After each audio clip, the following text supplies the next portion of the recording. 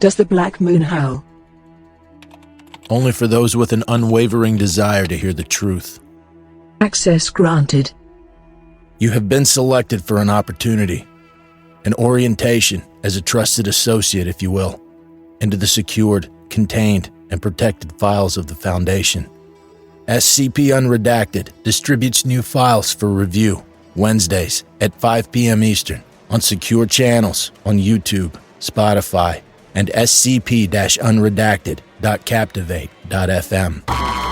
Hello and welcome to the Skip Squad Pod trailer. I'm your host, T Staffor. And I am your lovely other host, Look Psycho.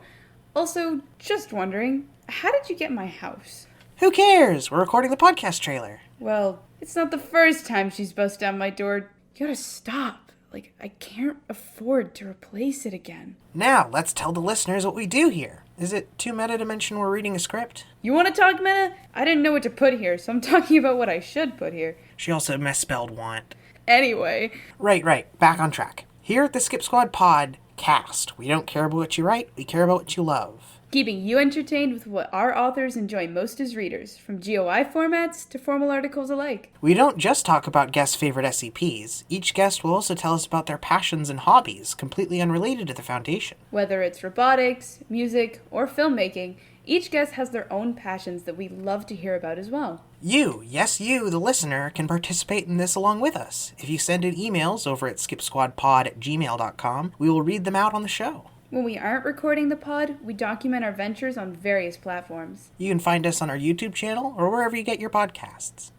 We also have a Twitter where we post preview clips for upcoming episodes along with revealing who we will have on next. Our handle is @SkipSquadPod. And finally, our website with links to all the listening platforms can be found on the SCP Wiki itself at the Skip Squad Pod Hub. Now get out. And have fun. Smile. Hey there, SCP fans. My name is Grigori Karpin, and this is Simply Creative People, the show about SCP creatives, be they authors, artists, or offsite content creators like YouTube and TikTok.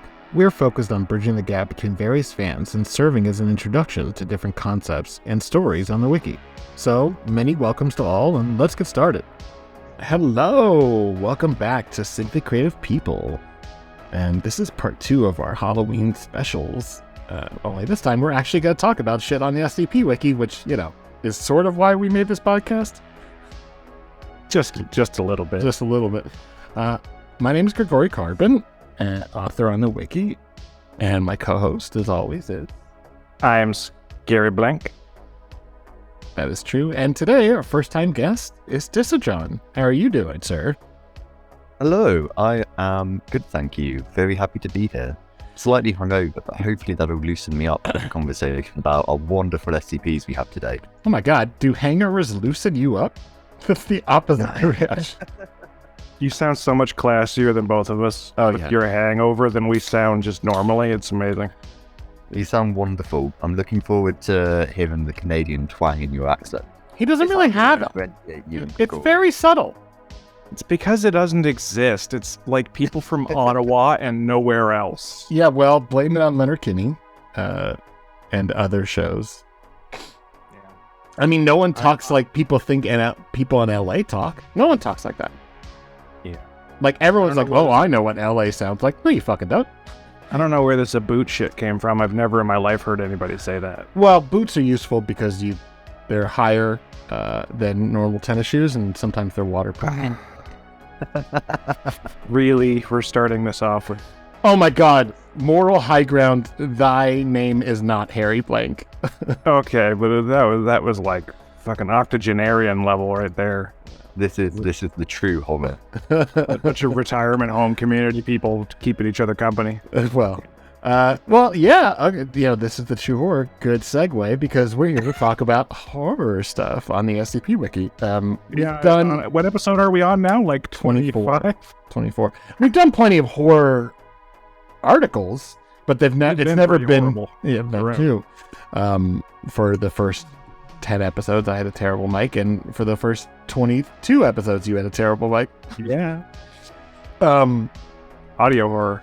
But we've done plenty of horror articles before. Oh, yeah. But it's never been the focus, because we've always been focused on GOIs and eventually, I guess, canons. But we did a comedic episode with Dune and Plague, and Dysadron thought it would be a good idea to do a horror episode. And seeing as how it's fucking Halloween, and we're recording this the day before Halloween, yeah.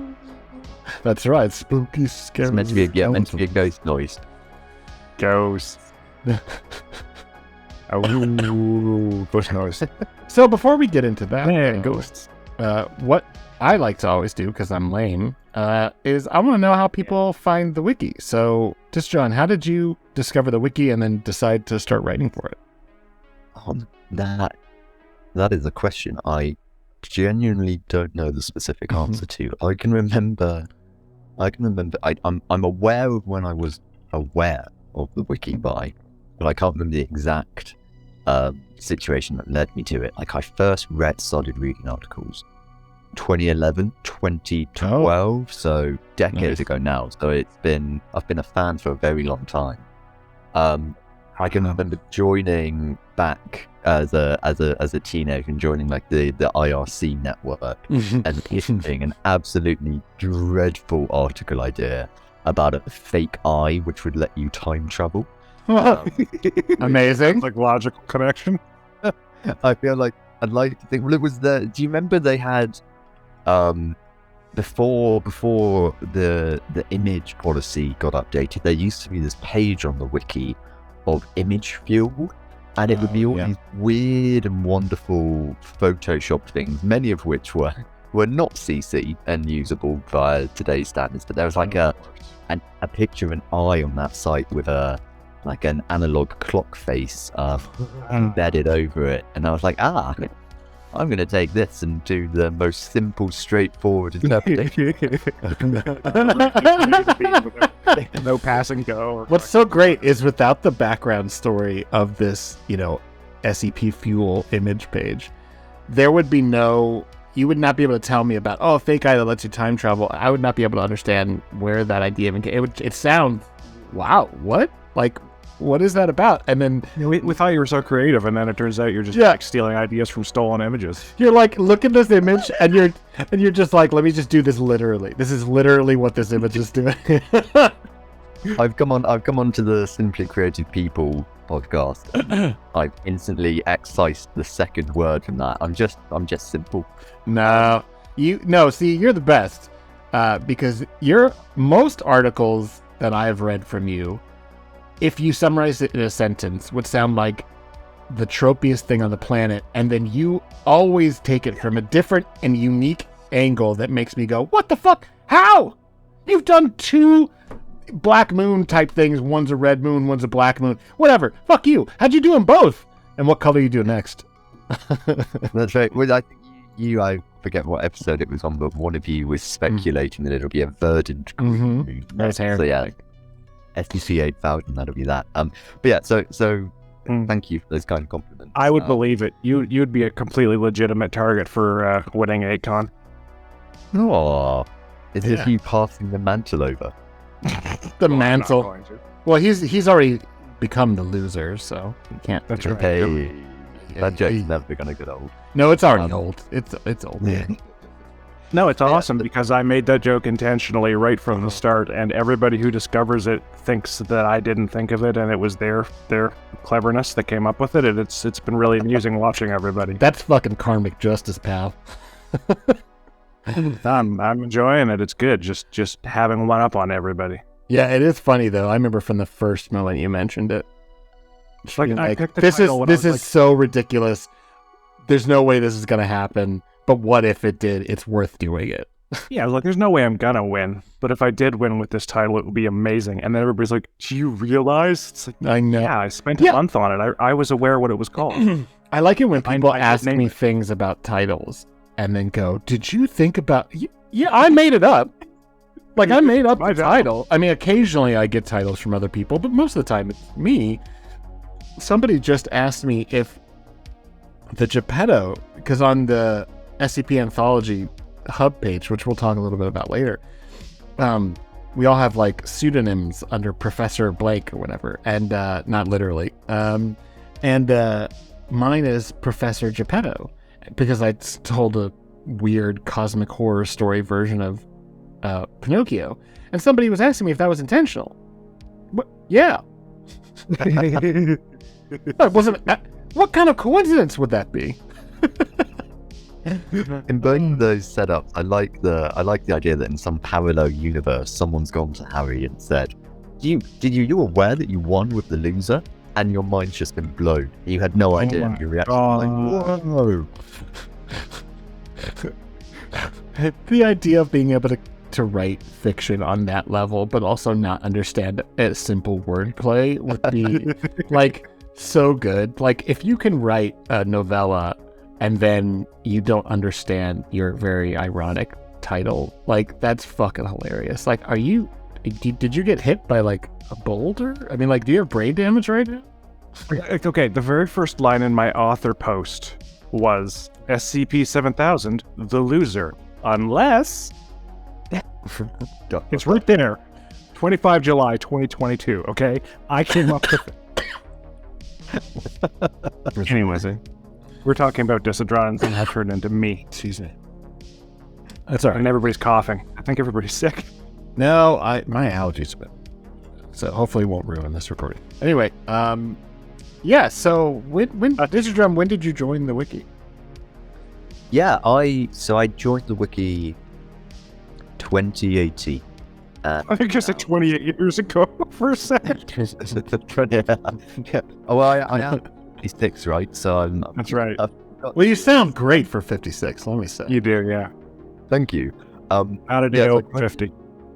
Joined in 2018 and wrote 2 articles which did okay. They're fine. I don't read them and cringe. 2 articles up, then drafted a few more and posted one of them to the forum for crit. And this is caveated with it's 5 years ago, right? And I received some pretty harsh and damning feedback, which was did not verge on the side of constructive, to the point that it then made me give up and put pens down and say, hey, I'm just never going to make this work. And if I've interacted with you in an SCP space before, it has likely been that I've given you crit.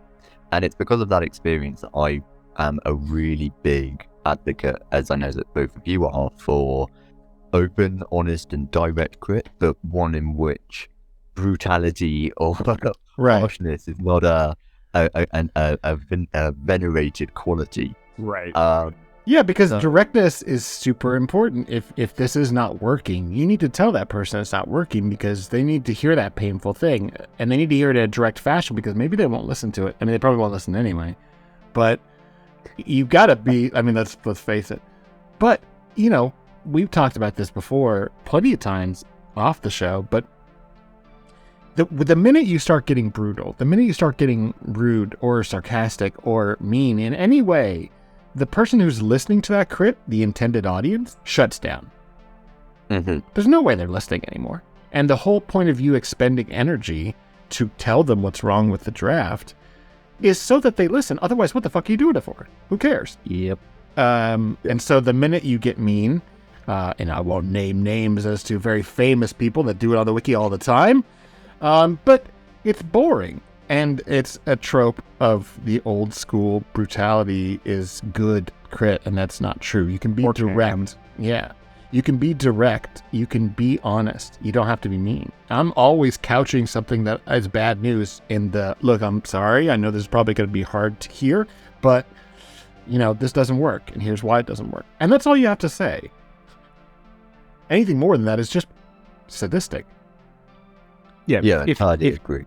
If you're getting if you're dunking on somebody, you're no longer, you can't frame your act as an act of generosity or improvement. It's you satisfying your own urge to dunk on somebody. That's all that you've done, if that's what you're doing.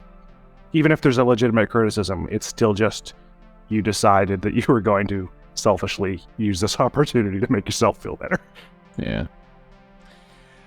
But Dysadron, you brought up doing horror for this episode, which is a good thing because, it's something I actually think a lot about as well. And you had some really interesting thoughts when we were first discussing it. So why don't we talk about horror in general before we get into some articles? And the way it's set up for the listener is we each picked a few articles, and then we're going to discuss them, and then there's a couple from the audience, and then we're going to get the fuck out of here.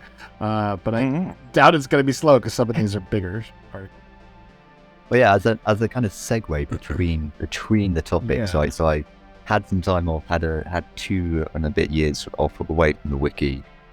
Good old COVID and lockdown hit, and we were all stuck in our houses. It's like, oh, maybe I should give this another go. So rejoined and posted an article which was SCP-5733, Knife Scream Cut to Black, the suburb slasher article. And it did rather well, and I've been around and participating on the site since. And yeah, I love horror. I really appreciate it both on the wiki, outside of the wiki. I think it is just amazing and a wonderful genre that doesn't get the credence it often needs, right?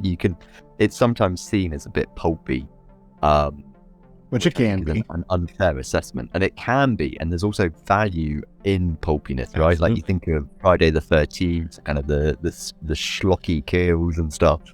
But yeah, let's talk about horror. What was it that you wanted to cover? So I think that there's, and I've talked about this with people before, I think there's primarily two audiences for horror. There's the people that want to see, oh, that was crazy, that guy got killed in some horrible, which are the people that I think watched every single, Final Destination or every single Friday the 13th or whatever. And there's nothing wrong with that. In fact, Final Destination is quite clever in the kills that it comes up with. But I've never really appreciated horror for that basis, although I will watch pretty brutal horror movies.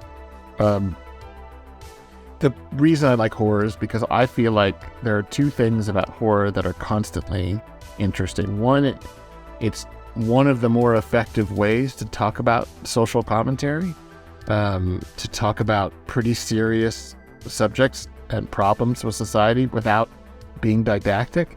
And the other is that it's constantly pushing boundaries, which those things are related. But I feel like there's a lot more originality. There's both the tropiest shit ever in horror and also some of the most original stories ever in horror. And I always found that kind of ironic. You know what I mean? Like there's so many horror movies that you go, ugh, really? Or horror stories or whatever. You're just like, ugh, it's just like, cynical and shameless. Let me just plug that thing in. The same thing you've seen 1,000 times. But then there's also shit like Clive Barker or, any number of other authors and creators where you look at something and, oh, don't hug me, I'm scared, for example. Or 1,000 other ones that we could go on forever about. Media that makes you go, where the fuck did this come from? This is brilliant. And I think there's... Yeah, go ahead. There's another category, right, which is the horror, which is the self-aware, I know this is tropey and I'm going to play with it and I'm going to play with you and what you expect. Sure. Scream, Cabin in the Woods, etc. Oh, 100%. Or, both of the summer slasher articles. Yeah. That's what you're doing. You're directly playing on expectations of tropes and stuff. I will not. Absolutely brilliant. I will not spoil anything about this movie. Barbarian just came out. And it is... It's on my watch list. It's incredible. It's incredible. I've never seen a movie that was more tense and was more aware of the expectations of the audience and then uses it to trick you. It's brilliant. And a lot of new horror is like this. I think It Follows did it really well as well, where it's just like, hey, I'm aware of these expectations and I'm going to use it against you. And that's absolutely true with the suburb slasher. Both articles do that really well. Yeah, I mean, It Follows is a masterclass in keeping you tense and keeping you on the edge of your seat, right? Because in every scene, you're focusing on what's going on, but you're constantly looking in the background. Constantly brilliant. Scanning the horizon to see if it's coming. To see if it's following. Yeah. I think they knew about that when they picked the title. No, God, whoa, weird. Yeah, I love that about. I mean, that's a trick that's hard to do in prose or in SCPs. But the fun way that you can make the camera focus in on one thing while something else is showing up in the background is very smart. And again, a lot of horror movies in the last few years, I feel like, have done that to lesser or more success. Playing with the expectations and then playing with the focus is pretty impressive. And that's something you can definitely do in fiction. And that's what I always like to do. I like to set things up to be one thing and then by the end it's something else. And if you're writing a horror story, you're not doing that. Why are you even doing it? When I don't know how it is for you both, but when I write, I often imagine what I'm writing as a scene in a movie. Yes. And I will visualize it, and I know exactly how it happens in a visual sense. And then it's the challenge is translating that into text and into short story novel format. But yeah, I often, because of that, think about things I've seen in horror movies, think about the set pieces, etc. And yeah, it's kind of fun, right? Trying to figure out that riddle of converting from one medium to another. Yeah, absolutely. I feel like if I'm not writing on the wiki or playing a horror game, I'm watching horror movies. And it's not just because it's Halloween. It's pretty frequently what I like. I even rewatched many of them. I just rewatched the entirety of the Evil Dead series, including the TV show. I couldn't get into the TV show. Okay, well, it's okay to be wrong sometimes. No. I'm actually curious. What didn't you like about the show? It was a few years ago. I gave it a shot. So I can't quite recall. I think Bruce Campbell was amazing as always. Yeah. I thought you were going to be like Bruce Campbell was terrible. It's like you're okay. Listen, I'm canceling this show. Bruce Campbell does not very no. Now it's Carpin recommended. Yes. It's sort of the best of both sides of Evil Dead in equal measure. There are moments in the show that are like so upsettingly gross and violent. But there are also moments of the show that are just so fucking silly. It's really great. And everything is canon except for, I don't think they ever reference the reboots, but all the movies happened and then they came back and he just became this like worthless burnout that for 30 years did nothing with his life, and then it happens in his 60s that he has to start fighting evil again. It's fucking brilliant. I mean, you mentioned a really interesting thing there, which is I think horror and comedy are two sides of the same coin, right? And they often go so well together, and there's a kind of one of them relieves the tension, the other builds it up. When we were thinking about articles to talk about in this podcast, one of the ones which was initially on my shortlist, which I decided not to go with purely because it's well known within the community and it's great, is SCP-5798, the drain snake. Yeah, of course. Which is this article in which you've got this great banter, this really funny interaction between the anomaly and the researcher, immediately followed by some of the most visceral, awfully detailed gore on the wiki, and the two parts of it complement each other so well. Yeah, I mean, that's the entirety of why I like writing Victim, although it doesn't often get into the same viscerality that the drain snake does. Occasionally we touch that, but you started that way and then sort of moved away from it. Yeah, exactly. Because I just didn't want to do that all the time. I should go back to it sometimes. I don't think there's any later on equivalent to the rancid calf meat. Oh, God. Although, I thought I cut that part out. You did, yes. Okay. But that lives on in my mind forever. Thanks for that. Well, yeah, so Dysadron, is just as much responsible for a victim becoming a thing, even though he didn't know that's what he was doing.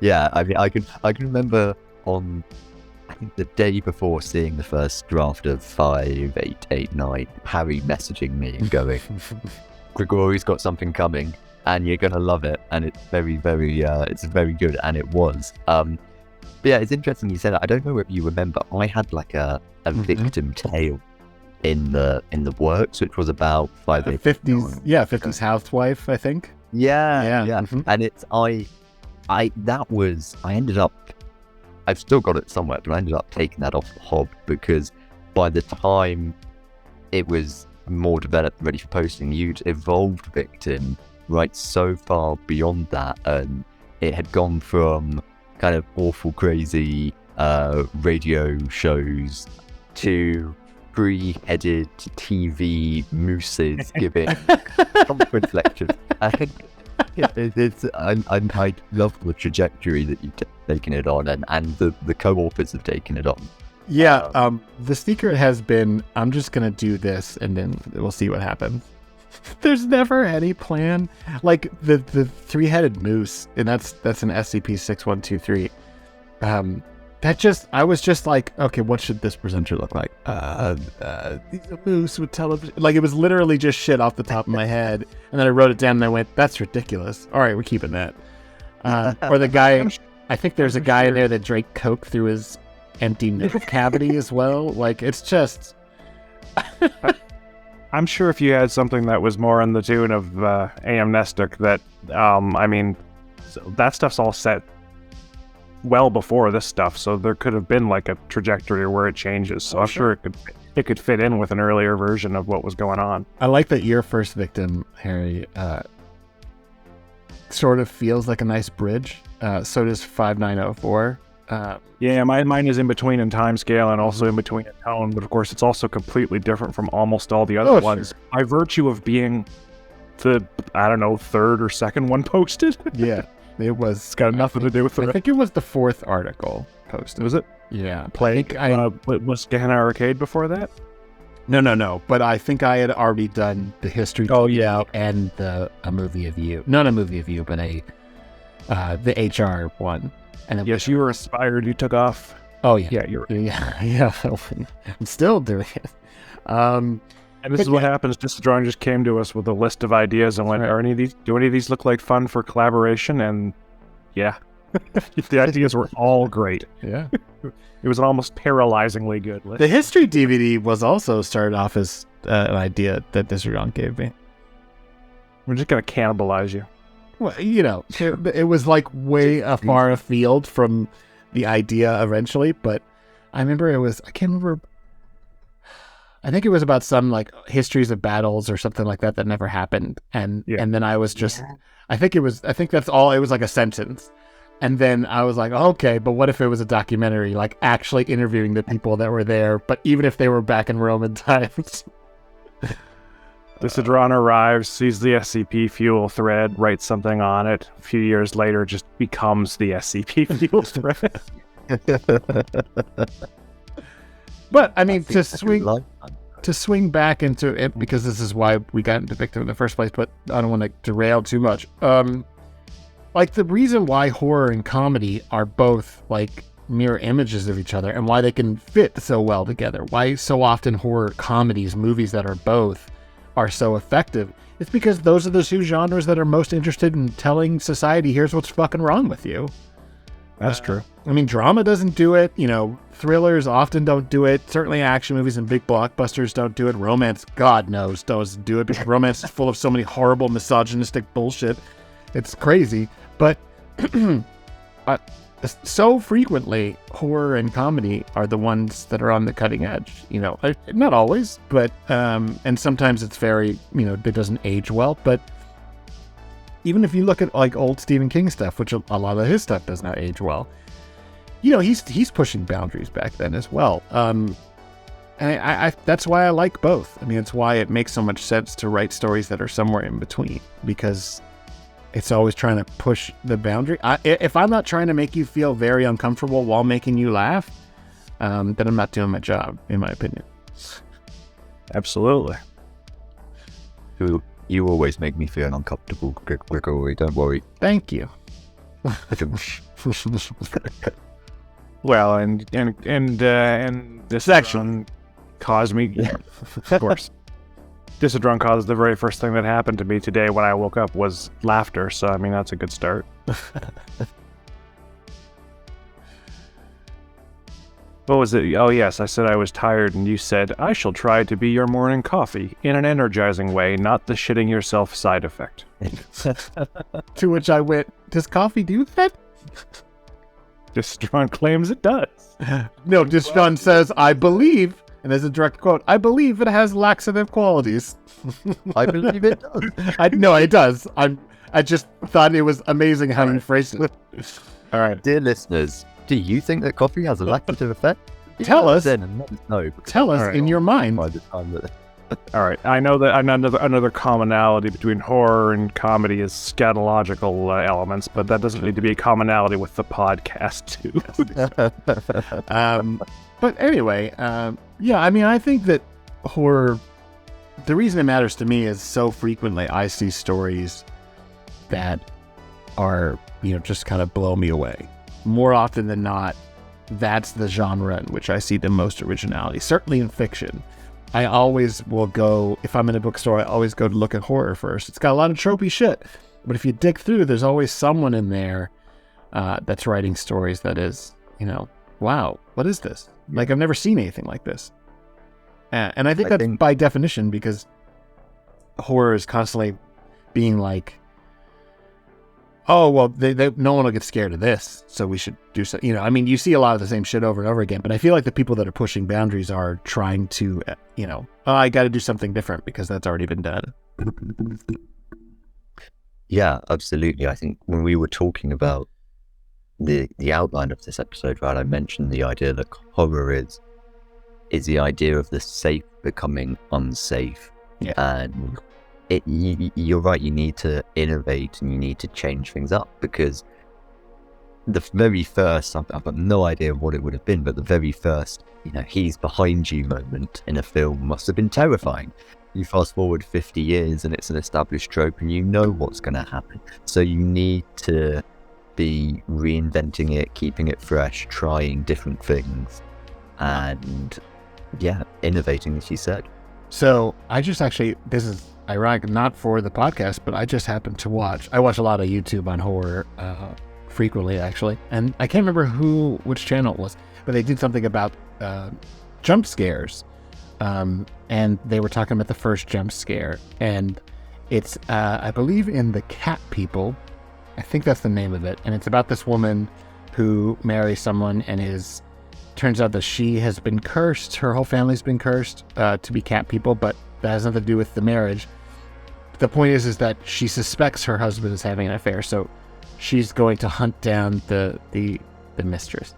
And there's a scene where the mistress, you don't even know if she is actually having an affair with the husband. But the point is, she's walking down the street, and it's all black and white. It's like I'm not sure, 52, 53.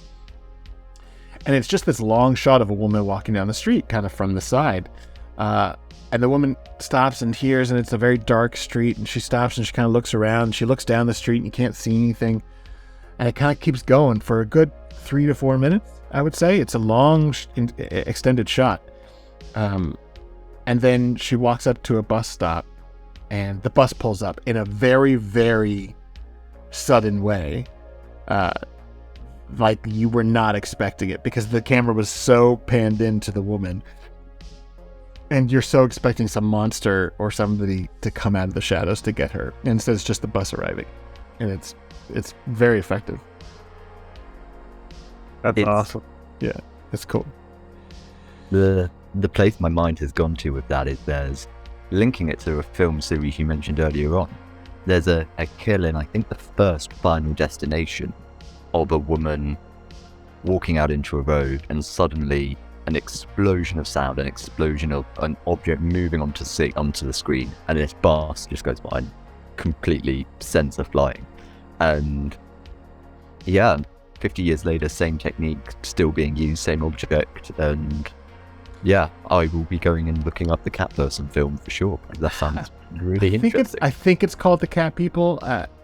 It's something like that. It'll turn out to be something completely unrelated. I'm not. No. It's It's something very close to that. Like photos of Amsterdam or something, just remotely related. You know what's funny is, in general, I don't really like jump scares. I think that they can be used in very clever ways, but I feel like that was most of the focus of horror movies in the 80s and 90s. And then I like that a lot of horror now is not interested in surprising you. It's instead making you think about it. I'm thinking about, have you seen The Conjuring? I've not, no. Okay. So there's a scene where something quite outlandish happens. And I don't want to spoil it. It's a very good movie, and I highly recommend it. Although I don't typically like movies that are from a religious point of view. It's a very Catholic-focused horror. But this is an exception. I think it's really brilliant. And something happens on screen without... you're looking at the same... it doesn't cut. There's no quick cuts. It's just something that's so ridiculous that it takes you a second to realize, oh, shit. What the fuck just happened? Because wait, no one can actually be up there. Like, who was that? It's like basically someone coming out of a wall, but it's not that. But, and I like that people are playing around with the fact that we're all expecting jump scares all the time. And now a lot of horror movies are not as interested in doing jump scares. They just suddenly are It Follows. There were very few actual jump scares. Everything else was actually, the thing has been on camera for a while. You just weren't paying attention to it. And you only noticed it when it came all the way up close to the camera. Oh shit. And you go back and watch that movie in slow motion. You go, oh, there it is. It's been walking towards them for 30 seconds. Do you think it'll go full circle? Yes. And people will get tired of the fake out jump scares, and we'll be right back to square one. Probably. Yeah. I mean, I think that there will be a lot of nostalgia for the traditional horror, I think, in a lot of ways. I think first, before that though, and I think we're starting to see that now with things like by Ari Aster, there's a real renaissance of people trying to write fairly cerebral horror, like the way that horror was in the 30s and 40s before jump scares became the thing. And it's more about just creepy, atmosphere and whatnot. I don't know if you've seen Hereditary or Midsummer, but both of those, they have a couple jump scares, but mostly it's just about making you go, oh shit. That's weird. I've seen both. I think they're both fantastic. Yeah, they're brilliant. Also, empathize with John Carpenter came out with a quote a few weeks ago where he was being interviewed and someone said, what do you think of elevated horror, this new stuff, and it's all really intellectual and da-da-da, and his response was, I don't know what that is, or something to that. I think it was exactly it was that, and he's right, because elevated horror is a stupid gatekeeping phrase. Yes. Horror has always been what current horror... You know what the difference is between Midsummer and the first Halloween? A shit ton more money. Because John Carpenter was always that talented. He just had to fight to get money for his scripts. And he never wanted to do a series about a dude with a knife. It was supposed to be an anthology, but the crowds the big money didn't want it. So,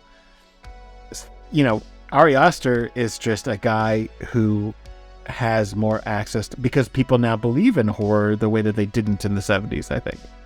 Like people with the money as well. I'm a huge Clive Barker fan. I mentioned twice already on this podcast. Unlike this episode, I'm sure to mention on other ones. A huge Clive Barker fan. Not just his films, which I like a lot, but his novels. I've read basically every book he's written. And the original Hellraiser is in my top 5 films of all time, period. Let alone top horror. I think it's amazing, especially for how little money it clearly cost. And there is a franchise that just went to shit because it was just the Weinstein Company just running that thing into the ground because, we could make this into a slasher. Well, I think he missed the point entirely. It's not really what Pinhead is about. Also, please don't call him Pinhead. It's not a very threatening name. No, yeah, it's the Hell Priest or Lead Cenobite, but it doesn't have a name. And he's shown up in a couple of books and he's fascinating. And I have been, because I'm as such a huge fan, I'm just constantly upset about what the trajectory of that series of films took over, the last 20, 30 years. And then it's so exciting to see Hulu just brought out a new one, and it's brilliant. And the difference is, very simply, the only difference is between all those shitty ones is it's written and directed by somebody who gives a shit, and there was good money behind it. So is it elevated? No, I don't know what that means. Was it, horror has always talked about, important stuff. I think that people are a little more willing to give horror some leeway now because we trust it as a medium. Not we as horror fans, but the wider public. I feel like there are more people that are interested in shit like It Follows and other, because of, kind of the way that these films are attracting really stunning actors and writers. And so there's a little bit more, I just meant that there's a little more like, you're allowed a little bit more of a leash, and so they're allowed to tell more subtle stories. But I think it's always been like this. Anyway, what were you going to say? Your comment about Hellraiser being your top 5 kind of got me thinking about my favorite horror movies. And I was 13, 14, and went round to one of my friends' houses, and there was a big group of us, and did a horror movie marathon in the night, and watched things like The Wicker Man. The original or the Nick Cage one? The one that's a horror movie, I would have said. They're both pretty silly, honestly. But one's got Christopher Lee and one's got a man punching a woman dressed as a bear, so one of those is scary and one of those is goofy.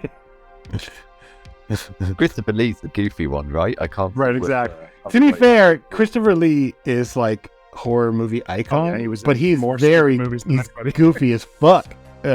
His Hammer movies are hilariously goofy. They're not meant to be.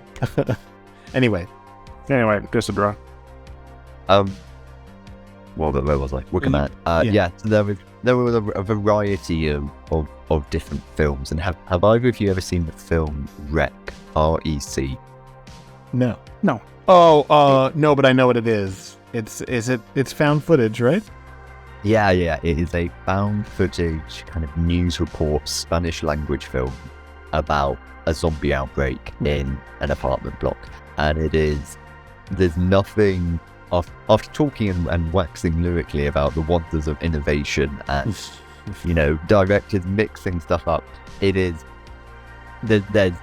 nothing, I would say there's nothing new in it, but everything in it is just done so fantastically. It's an atmosphere you can cut with a knife. It is terrifying. It is gory. It is well acted.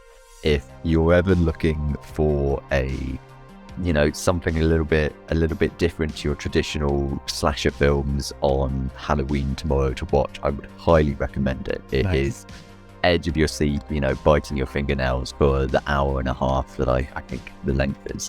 I'd say that's my personal favorite horror film. I think it's funny. I feel like for a while there, we were all supposed to dislike found footage. People were kind of like, it was like the part of the big the genre consciousness was, everyone's doing that because of Blair Witch or whatever. And I've suddenly realized in the last couple of years, I actually really like that genre. There's more good ones than bad ones. I don't like Paranormal Activity very much, which is the really successful ones. But there's a lot of examples of them that are excellent. Blair Witch. Honestly, all 3 Blair Witch movies are good. Chronicle is a really good movie. There's a lot of really good found footage horror movies that are excellent. You're talking, and strangely enough, my mind is going to something at first unrelated. It's going to disco. Like the genre of music? The genre of music. Okay. And in the latter latter half of the 1970s, right, like this huge kind of anti-disco movement emerges, and it's like, disco sucks, and da da da da da. And then you fast forward a few years, you've got Beyonce releasing Renaissance over the summer with a Donna Summer sample, and everyone's like, oh, actually, this goes pretty good. And I think it's the same thing with found footage, right? It's that there almost gets to be a momentum in the public consciousness as to, oh, this thing's bad, we don't need any more of this, and it's not really an objective assessment of its worth. Yeah, it's a very emotional kind of gut reaction to seeing too much. I mean, and it's true, there for a while there, especially because it was such a young genre. I mean, it basically was invented. It's not true it was invented with Blair Witch. There's actually a movie earlier than that that's brilliant and upsetting. And I can't remember the fucking name of it. It was about 2 years before Blair Witch. But it was invented in the 90s. So it's a very young aspect of horror. And especially once a bunch of movies came out that were like that, I can imagine why many critics and fans were kind of like, this all kind of feels like the same, but it's really just a framing device, you know? And I don't even care. I remember people complaining a lot about, like, well, why would people keep filming it? Who cares? Like, you want realism in your film? Like, don't complain to me about that and then go watch Jason. I mean, there's certainly an analogy there, an analog there with certain comments that you get on Wiki articles, right? I don't know why the Foundation is doing this. It's like, because it would be a really boring story if they didn't. It would end like after the first addendum. But like Blair Witch is such a 90s film. I feel like it's almost like the movie equivalent of My Uncle Works at Nintendo, and if you surf and you strength on the truck in the SSN, you'll get a mute. Like, it couldn't have happened any earlier. It couldn't have happened any later. Like, if you had wider access to the internet, you'd just go on and you'd Google it. But the whole allure of it was almost like a meme movie in a sense of, you know, is this real? Is it not real?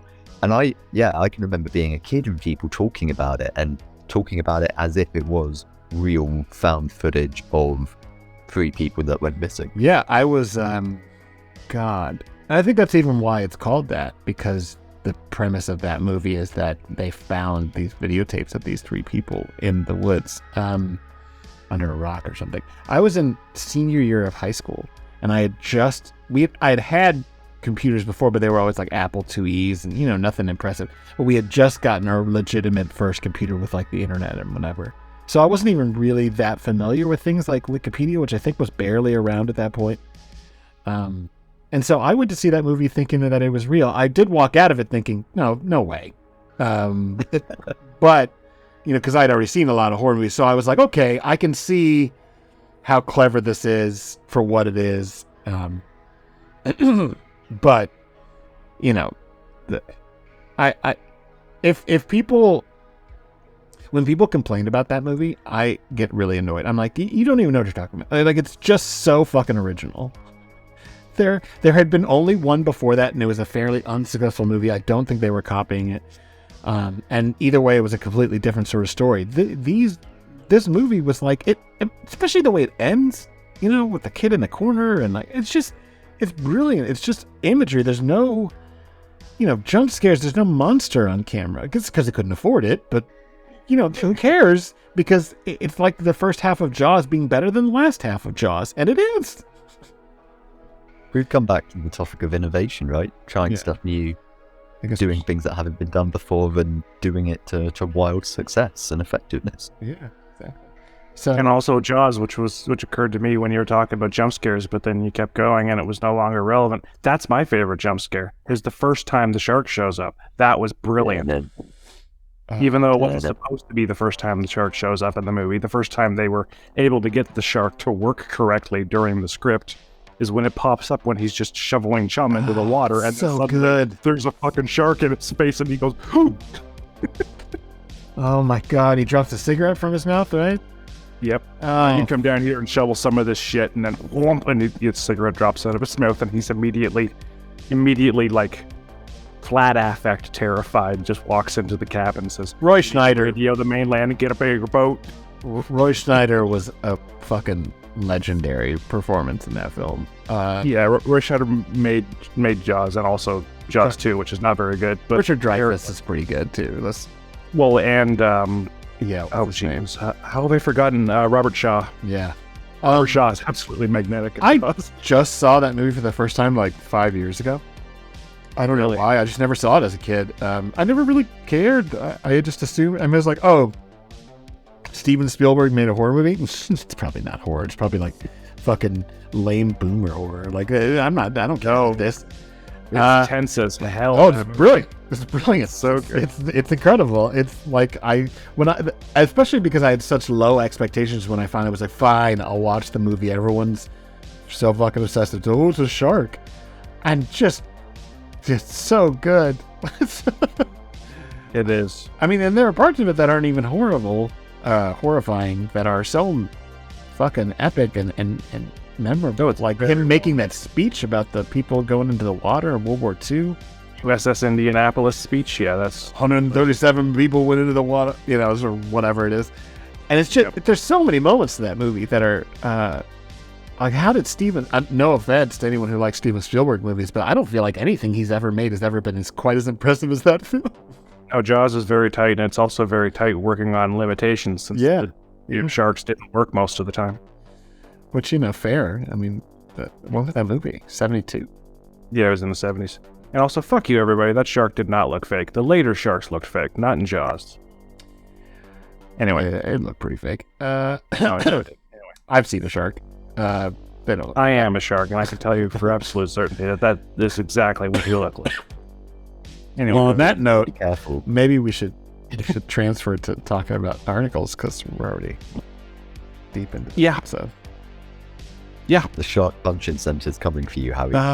Love it. Lord Yeah. and flops on their way as I speak. Lord and Flops, the only... You kidding? Lord's been punching me this entire time. The whole relationship. Yeah, but luckily Lord's punches are, they're kind of like tissue paper, so it's fine. And you can see them coming, too. Yeah. They're really delicate. All right. Okay, so we're going to do this by our picks. So we're going to go with Dysadron, you're the guest, so we're going to pick yours first. Pick on Dysadron. Yeah, exactly. So what we're going to do is we're going to go through these articles, and basically first I want to kind of give some overview as to what the article's about, and then I want to hear your thoughts about like why you picked it, and then Harry and I can kind of jump in with our thoughts, and then we can kind of rotate that as we come to each of our picks. Sound good? Sounds good. Sounds wonderful. All right. So I'm going to start with this first one you mentioned, SCP-3127, which is by Tanhoney. I did not write down any of the titles though, so if anybody knows the titles, feel free to interject. It is. I will look it up right now because it is a title of dreams. It is perfect. It is 19-year-old Jessica Lambert and a female pig of abnormal size. That sounds about right. Forever. Well, that's great. Forever. Well, that's great. I basically don't have to summarize, I feel like.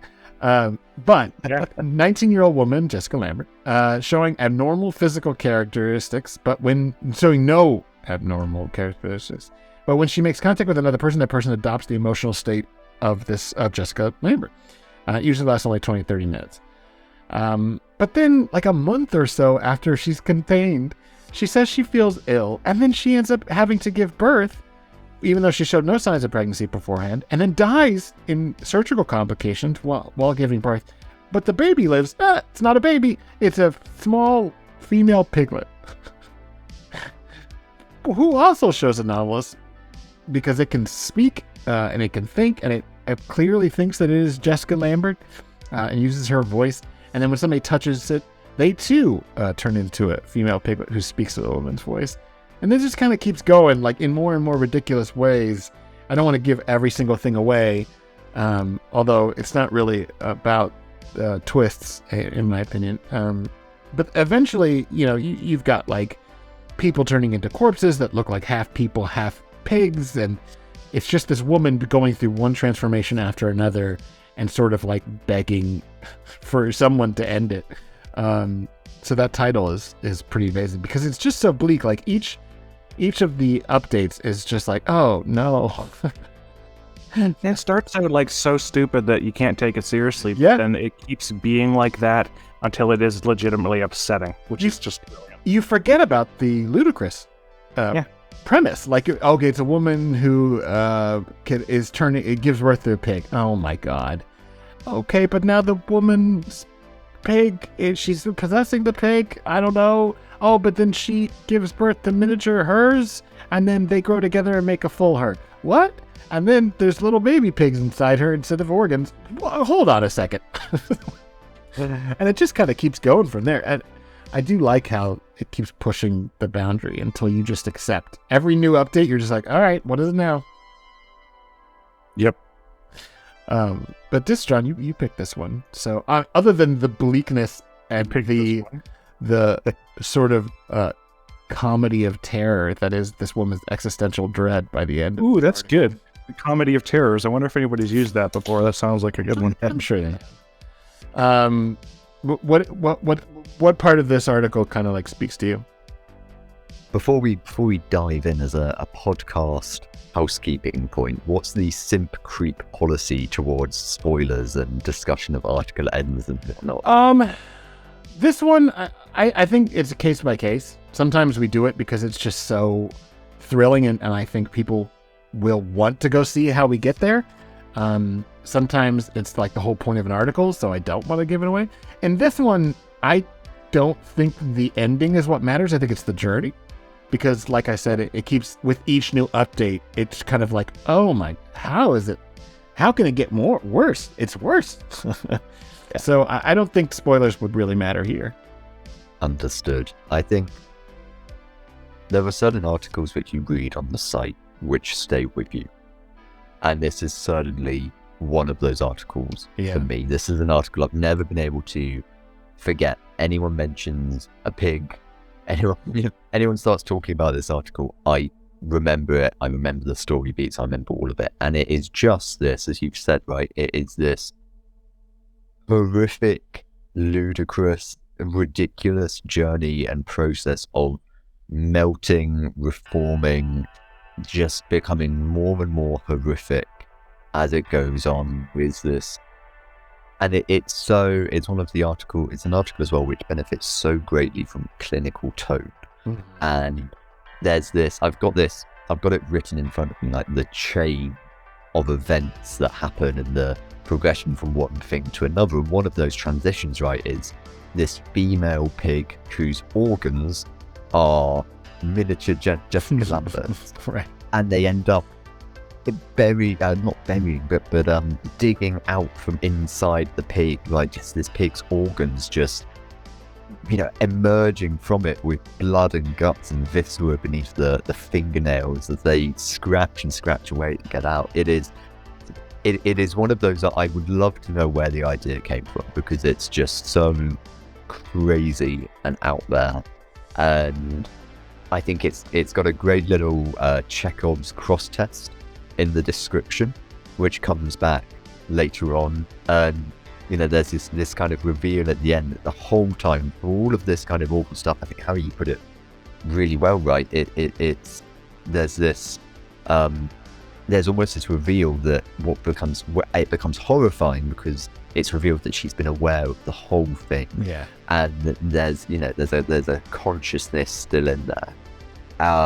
It's definitely, when I wrote 668, which, if there's anyone who is listening who has read some of my articles, that's the one on the rats taking over the site. And it's so gross and clever and scary, and it's so good. 3127 is such an influence on that, in both the kind of animal body horror, but also just my two influences on 668 with this article in Alien, and just this idea of this slow burn. It starts off, everything's, in the context of the SCP wiki, slightly normal, nothing too untoward's happening, and it gains momentum and it gains momentum and it gains momentum, and especially right at the end, right, there's something else coming, and it doesn't tell you what it is. It's left to your imagination just what's going to happen next, whether it's going to be that the entire planet converts into this screaming Lambert pig hybrid, or whether it's, it's just where does it stop? Where does the where does that momentum come to an end? And it doesn't, right? And I think it, as with all Tanhoney articles, it is. There is a deliciousness in some of the wording, and I've pulled out to my favourite sentence here. So it's where there's a, like, the third stage the anomaly goes through is a human woman with live piglet organs.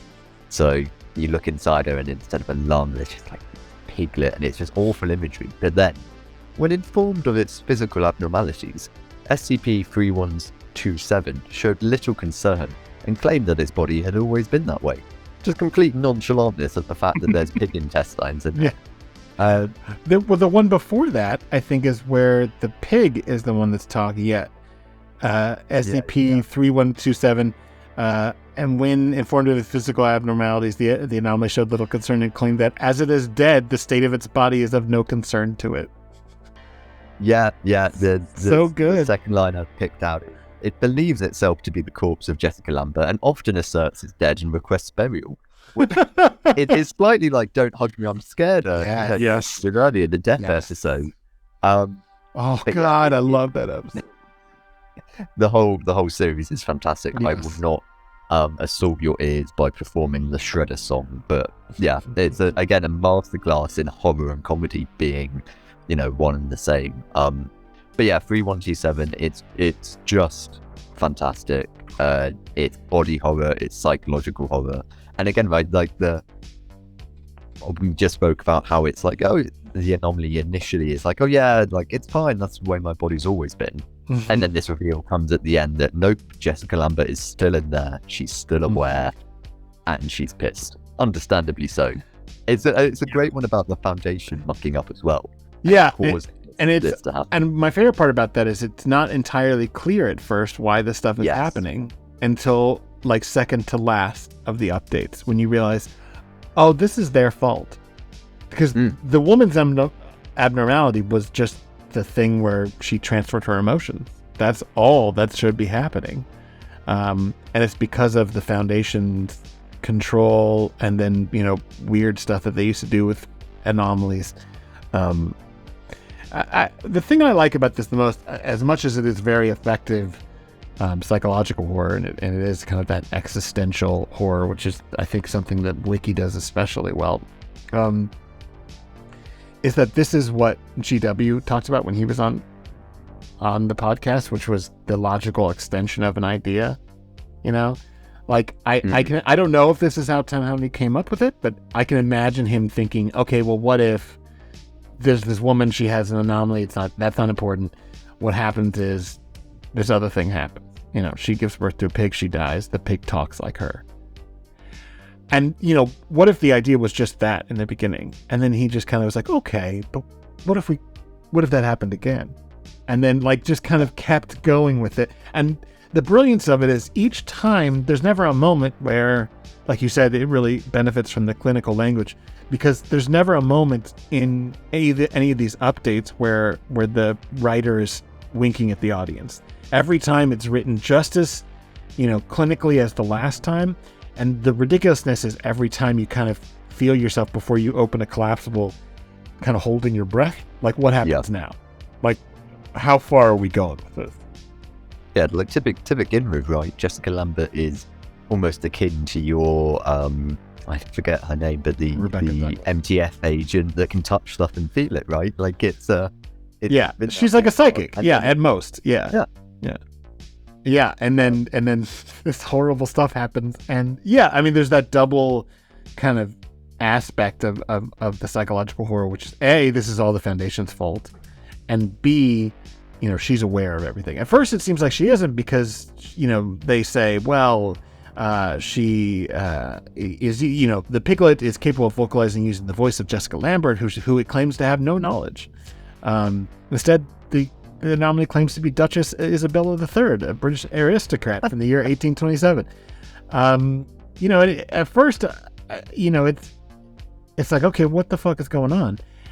And eventually it's brilliantly clear that no, this has always been Jessica Lambert. She's going through these periods of transformation, and they sound horribly violent and painful, and she's aware of all of it.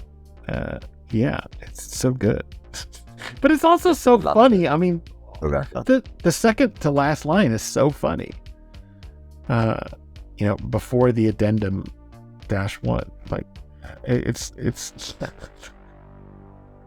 What's the line? So there's just at this point, it's a giant facility-sized pig, who screams with the voice of Jessica Lambert. Despite its abnormal size, genetic testing has no differences between, the original anomaly and a non-anomalous domestic pig. But analysis of the screening patterns has shown that the gaps between its vocalizations are consistent and can be translated into Morse code. And then they translate a few of them. One of them is like, where am I? Make it stop. And then the last one is boink. Boink. Boink. Which is like, it's horrifying because it's like, oh, is she becoming the pig finally? But it's also very funny.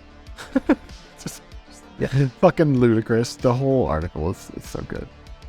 I feel like if there's people listening who, after hearing 5 minutes of us talking about this strange pig woman psychic 19th century noblewoman hybrid, you've got to go. If you've not read this, go give it a read. It's seriously, Tanhoney is incredible, and this is, in my opinion, one of his best. It's just phenomenal across all facets. Yeah, he's written so many, and I've read a lot, but there are plenty that I haven't read, and I had not seen this one before, and I didn't even know it existed, and I'm just so glad you recommended it. It's so great. And ironically, we're going to switch tacks now, unless, Harry, you have one last thing to say about this one. No, I'm good. Okay, I didn't want to cut you. Boink. Like, Boy.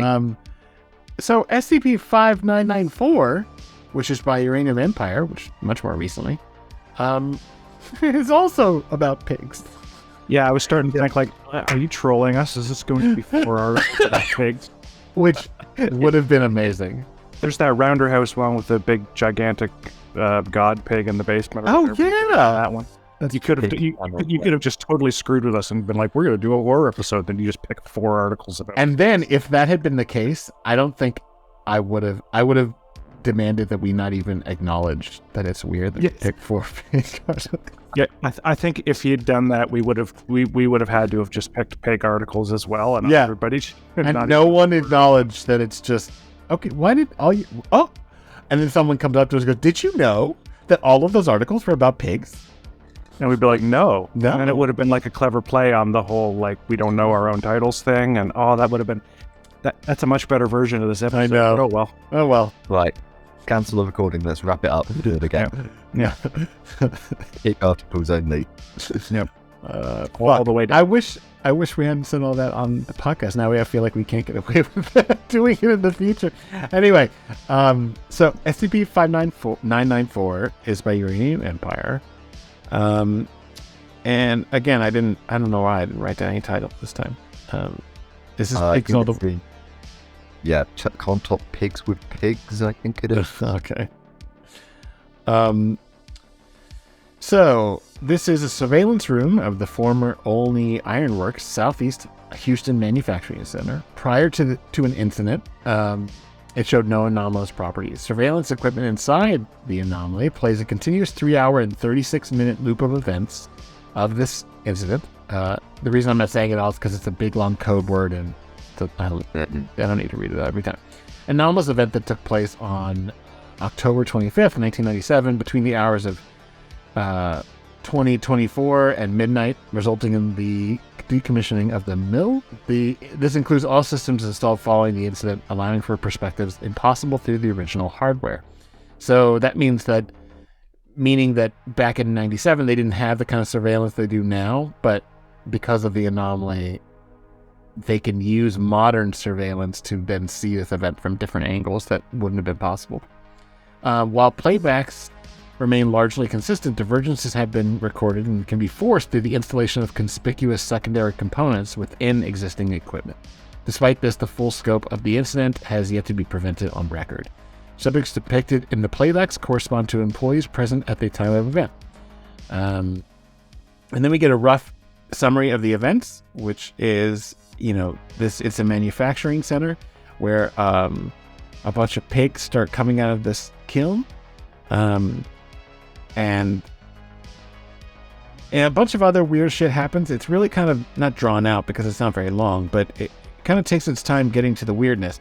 And I wouldn't say it's immediately horrifying, but you just got to stick with it because it's kind of a slow burn. But my favorite thing is that at one point in the original recording, Mr. Sanchez phones his superior at 2110 minutes, reporting another goddamn pig bloom.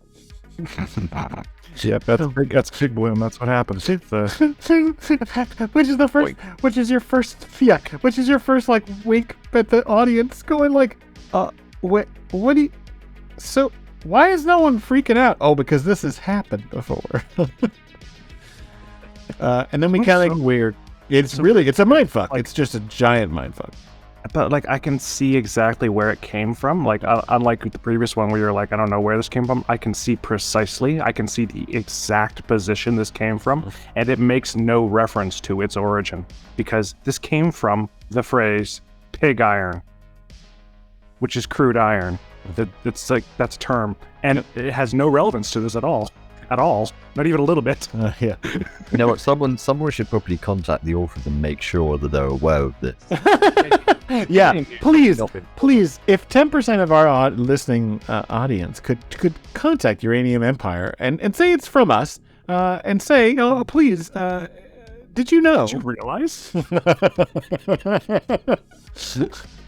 I know you didn't intend this, but you wrote a whole article about pig iron.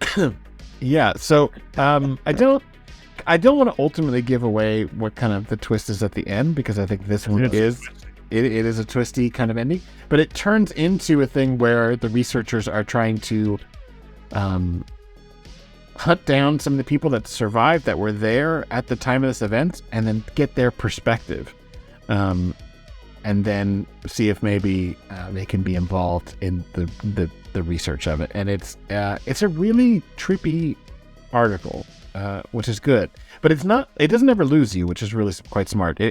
It's another one where the progression just kind of happens naturally, and if you pause to think about it, you might go, oh wait, what's happening now? Good stuff. For me, I think the best thing is the dialogue. There's some of the best written dialogue I've written.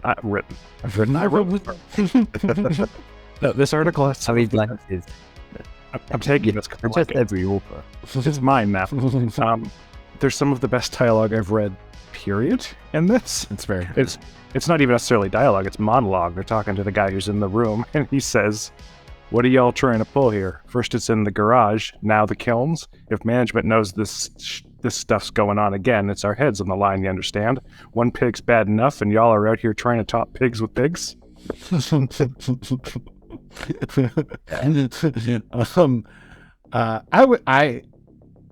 There are plenty of people on the wiki that are good at writing lots of different things, but I feel like Uranium Empire is especially good at dialogue.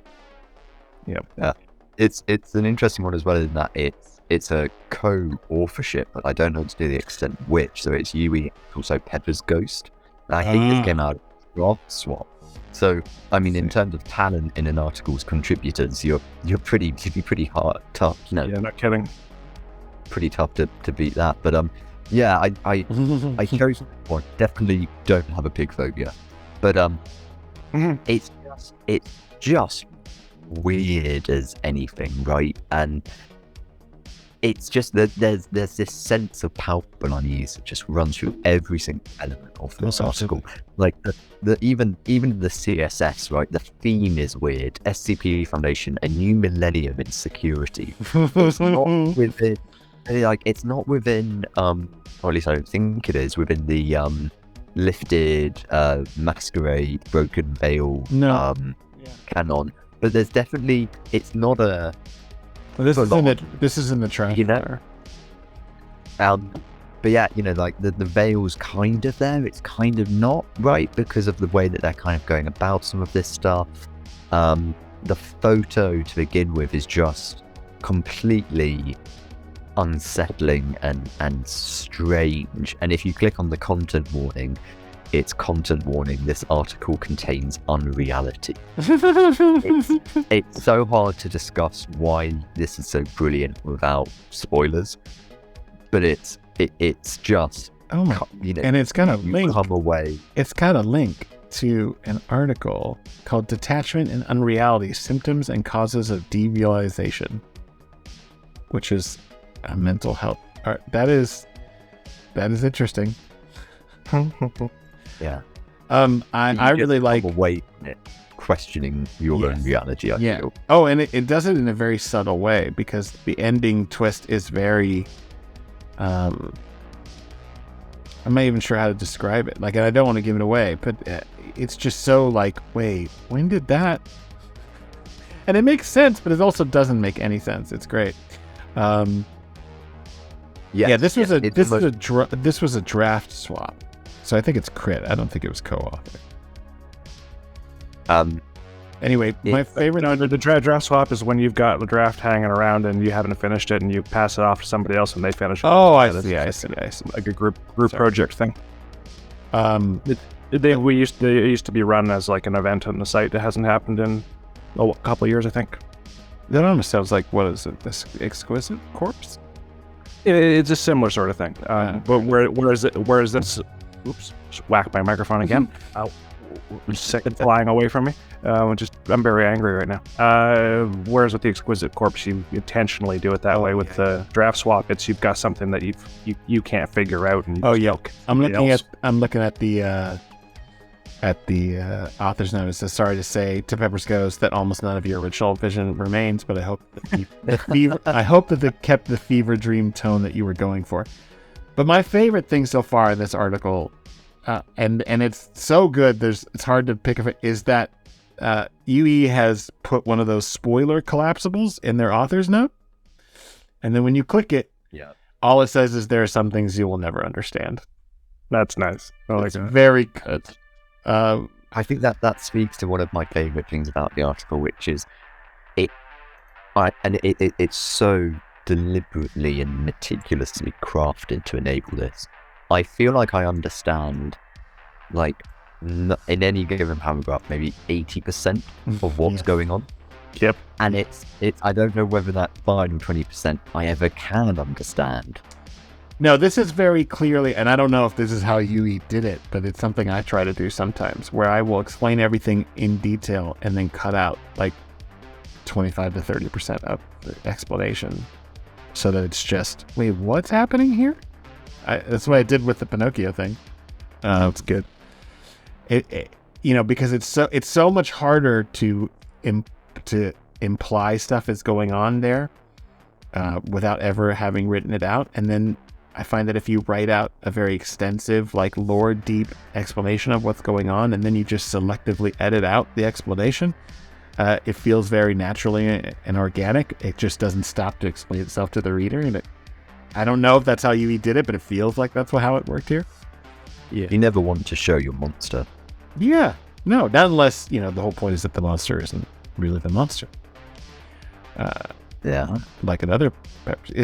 Didn't Pepper's Ghost also do another murder monster? Yeah, yet another murder monster? Yeah. That's the one I was thinking of. Yeah. Anyway, this is another big recommend. I always like Uranium Empire stuff.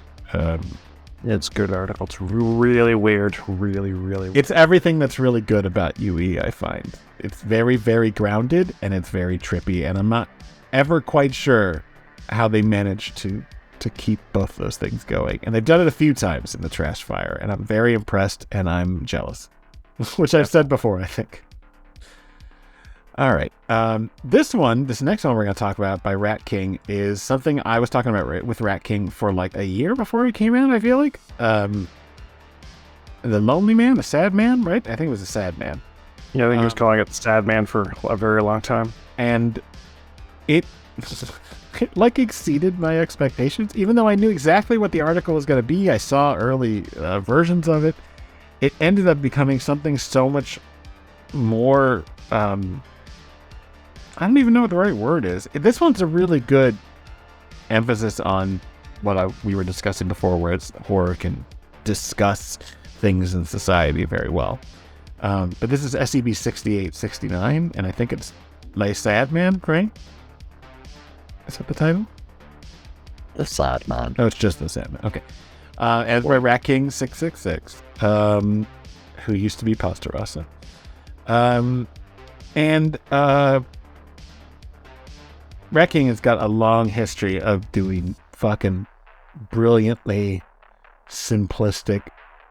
How did Harry, when we talked about the Parawatch one, Michael the Killer. Yeah, Michael the Killer. You mentioned, I can't remember how you phrased it, but you basically said that the most impressive thing is that Rat King was able to make it read like a child wrote it. Or maybe it was the part, the co-authorship with the fan impulse. But either way, Eric's fanzine or whatever. Oh, and Eric's fanzine, which is like the craziest fucking thing. Yeah, it's two side-by-side things that he's able to do. It's to write something that has that weirdly immature writer energy that's also actually not, and also those weirdly crude drawings which are also not crude. Yeah.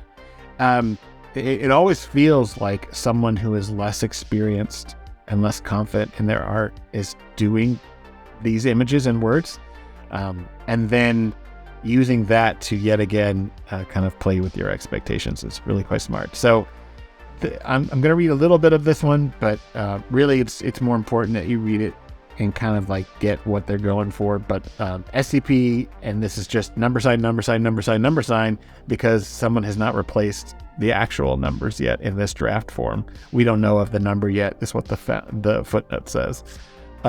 Is a really sad man. It's stout, blue colored, has a bulbous nose, and it only wears shoes. One of the most notable features of the SCP is that it doesn't even look like it's there. It looks like a drawing in real life. But it doesn't look like you'd be able to touch its icky, spongy, saltwater skin. But you can. The footnotes are great in this because it's almost like a Serpent's Hand GOI document or something else, because it's all thoughts of the researcher who's writing this kind of explanation, and equally non-clinical, because they'll say things like, shit happens, or one's enough, guys. I'm pretty sure you'd be at risk of becoming an SCP-1 instance, and we'd rather not deal with that because one's rather enough, guys. My favorite one is, it looks like a drawing in real life, and the footnote is, very hard to look at drawing. Yeah. Or is it real? It only wears shoes. Dude's always butt naked. Period. It's weird. Period. There's one time where they have 3 footnotes on the same sentence. I don't footnote number 991. Yeah. Exactly. I don't know what term we even use for this sort of thing, and I don't really want to look it up right now.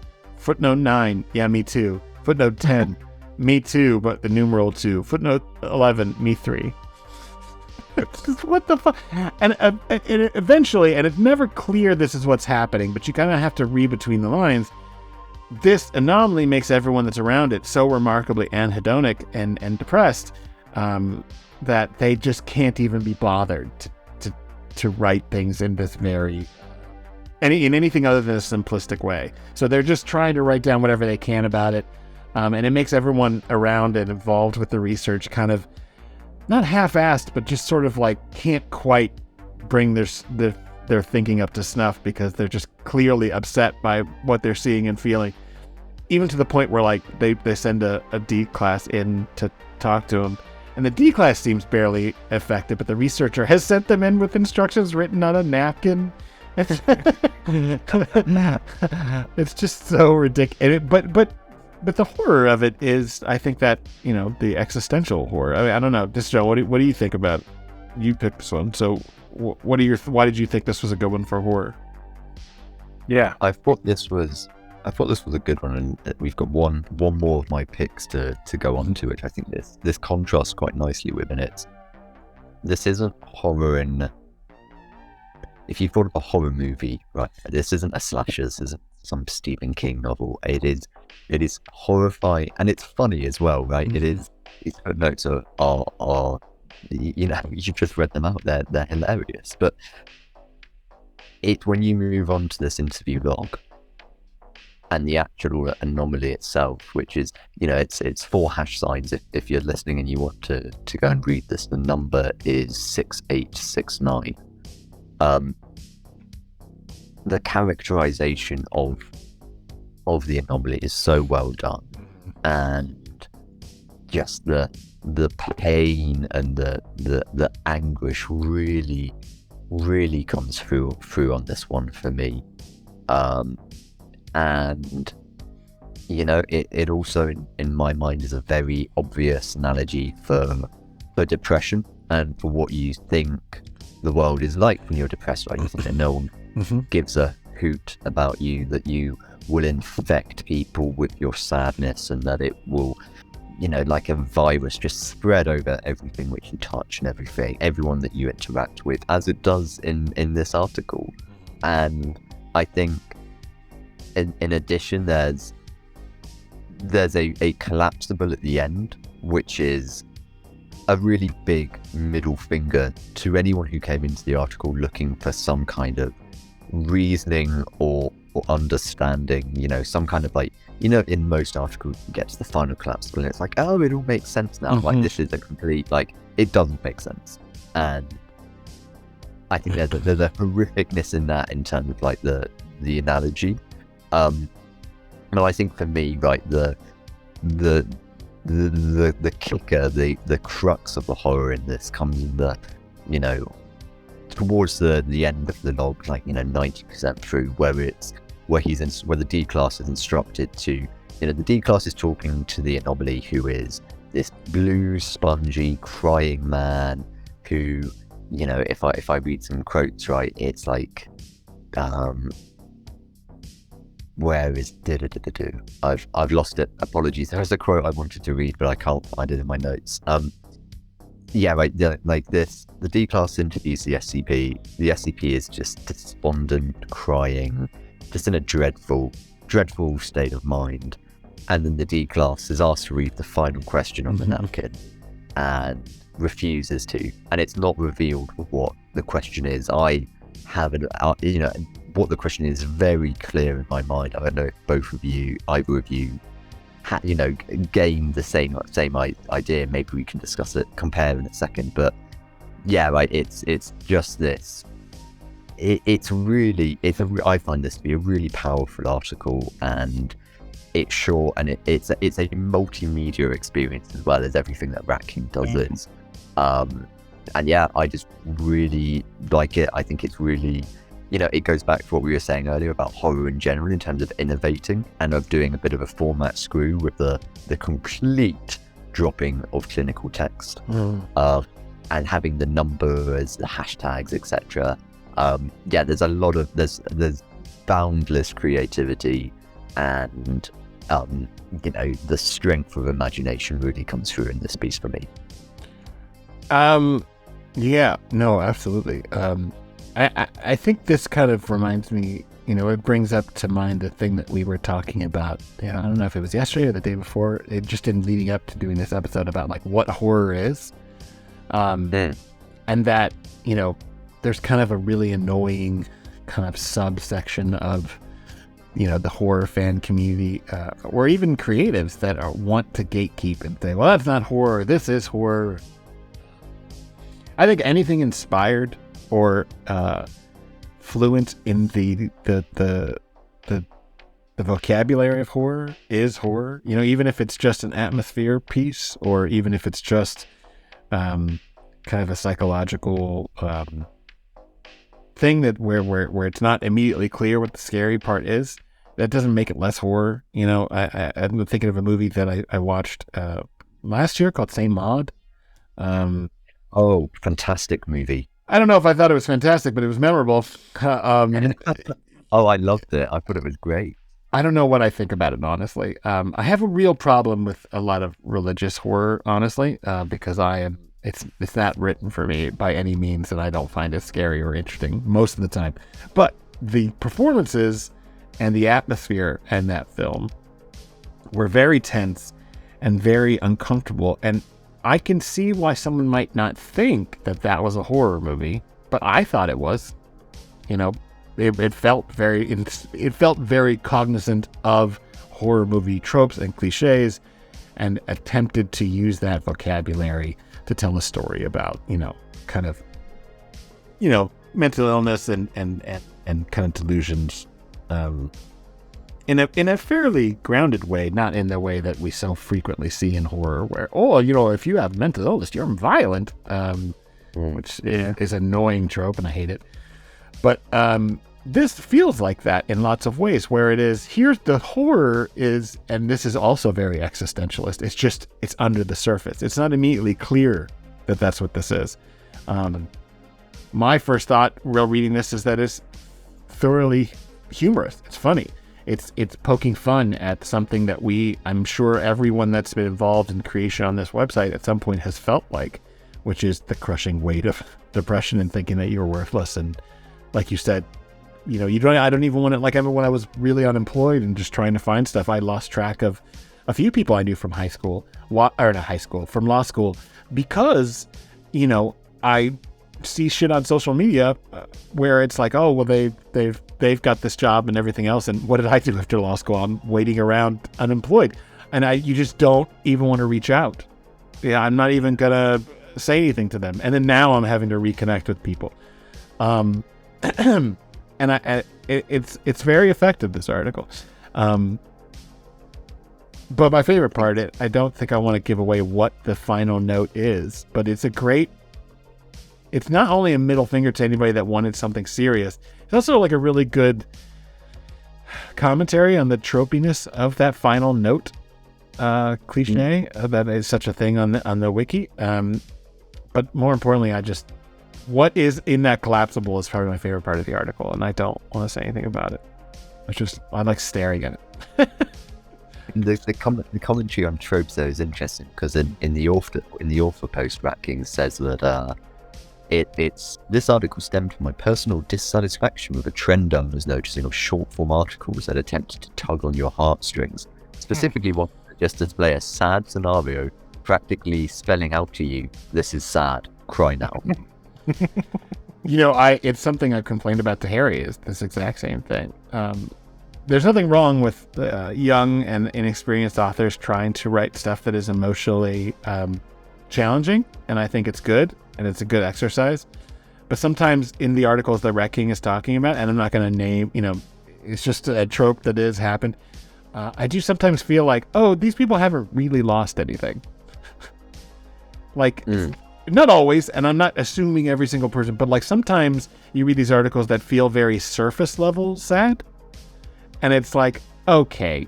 Someone trying to imagine what it would be like to be sad. Yeah, and maybe that's my assumption and my projection, but it does sometimes feel like that. So I understand what Wrecking is talking about here.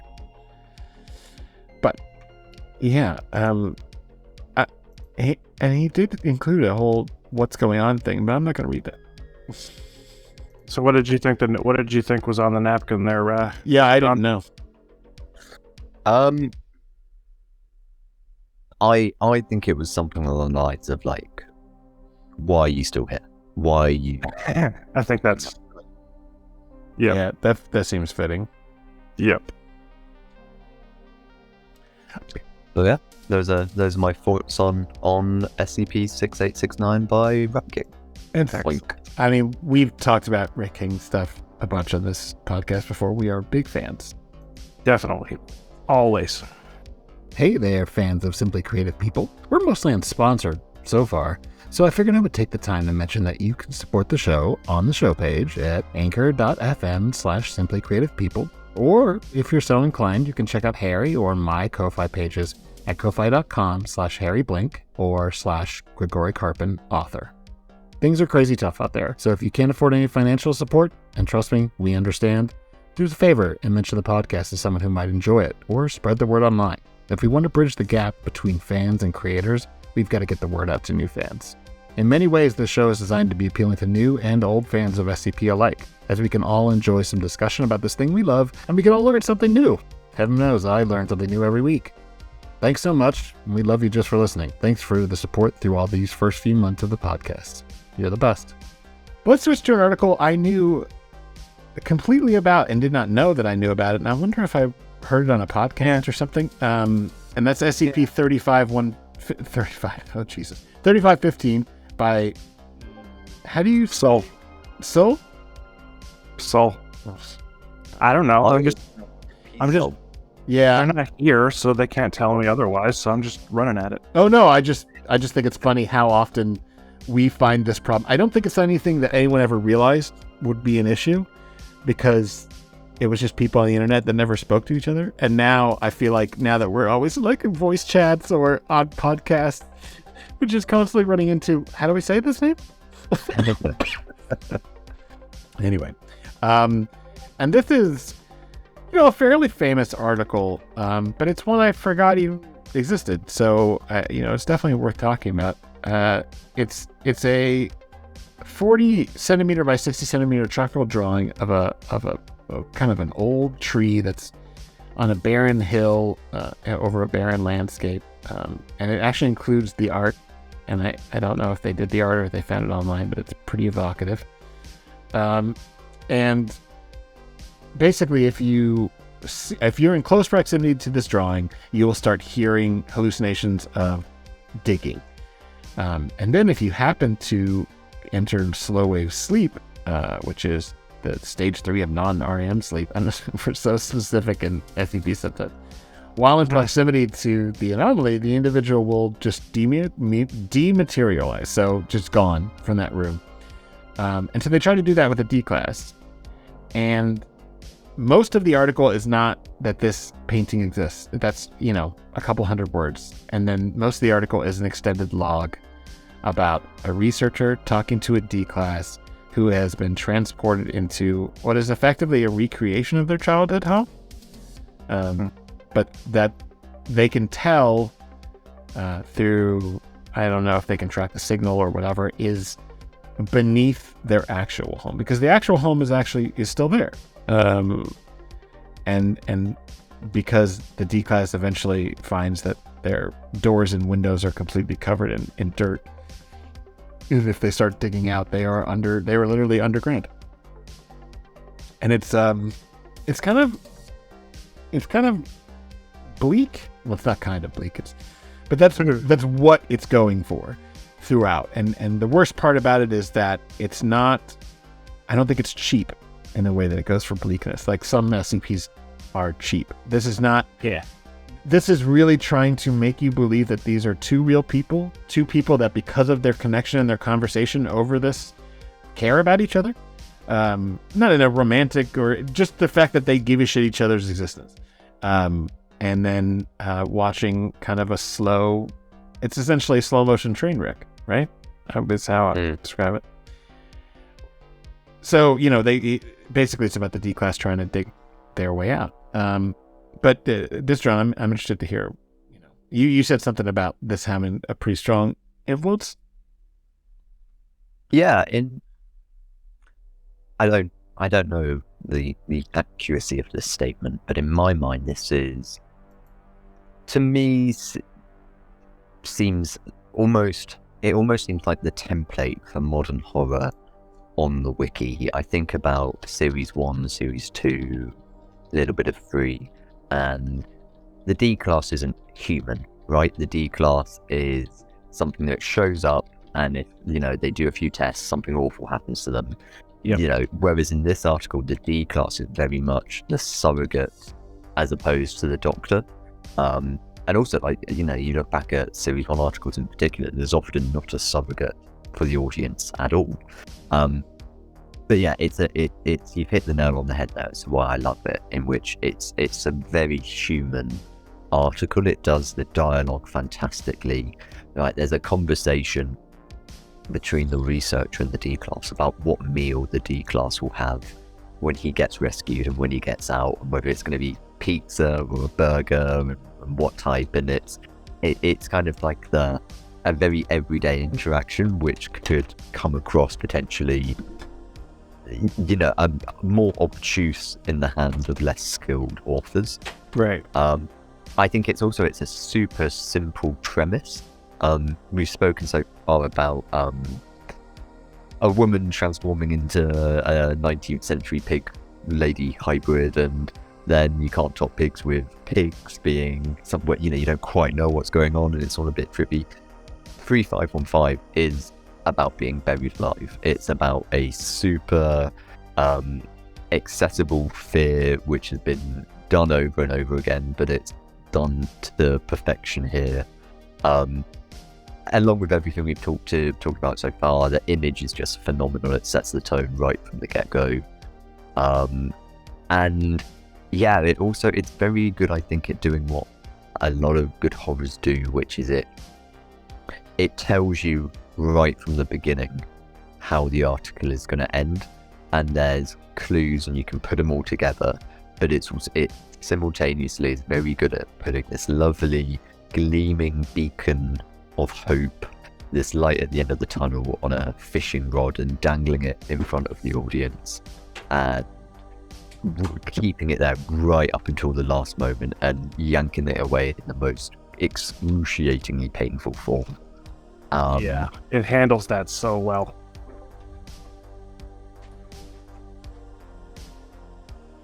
Yes. And yeah, oink, I think it's great. I think it is 3 votes away from 500, and that is a mark. Yeah, I that noticed that. it definitely deserves. Yeah, so if you're listening to this, go fucking upvote it already, Jesus. Yeah, this is one of a few that does not. It's weird because it's very well rated, but like it doesn't. I don't feel like it gets talked about that much. Yeah, I could probably do with some higher rating and more conversation. It is a really great example of what it is. The bleak scenario that just keeps getting bleaker, but the human element keeps it interesting. Although this was supposed to be. Dysadron just said in the chat, I've been trying not to swear. Why? Yeah. Fuck. I did hear you earlier say, I don't give a toot, and I just was like, or don't give a hoot, either way, and it's just so, that's great. You just keep going. I want us to both swear, and then you just one to feel British. Don't swear ever. It's great.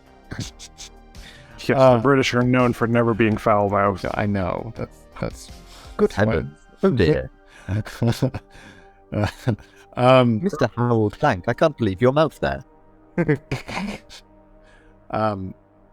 But yeah, I think that this one is like a really effective. You know, it's funny because I was saying when I was first suggesting that we talk about this, I wanted to be like, okay, but let's keep everything like relatively underread. And this is the only one I feel like that was like way over. Well, no, that's not true. There's a couple other ones, but anyway. Well, I think in the interest of time, we'll probably skip the first one that I picked because everybody knows that one. So I think we'll make this. I think we'll talk about it. We'll talk about it. Right.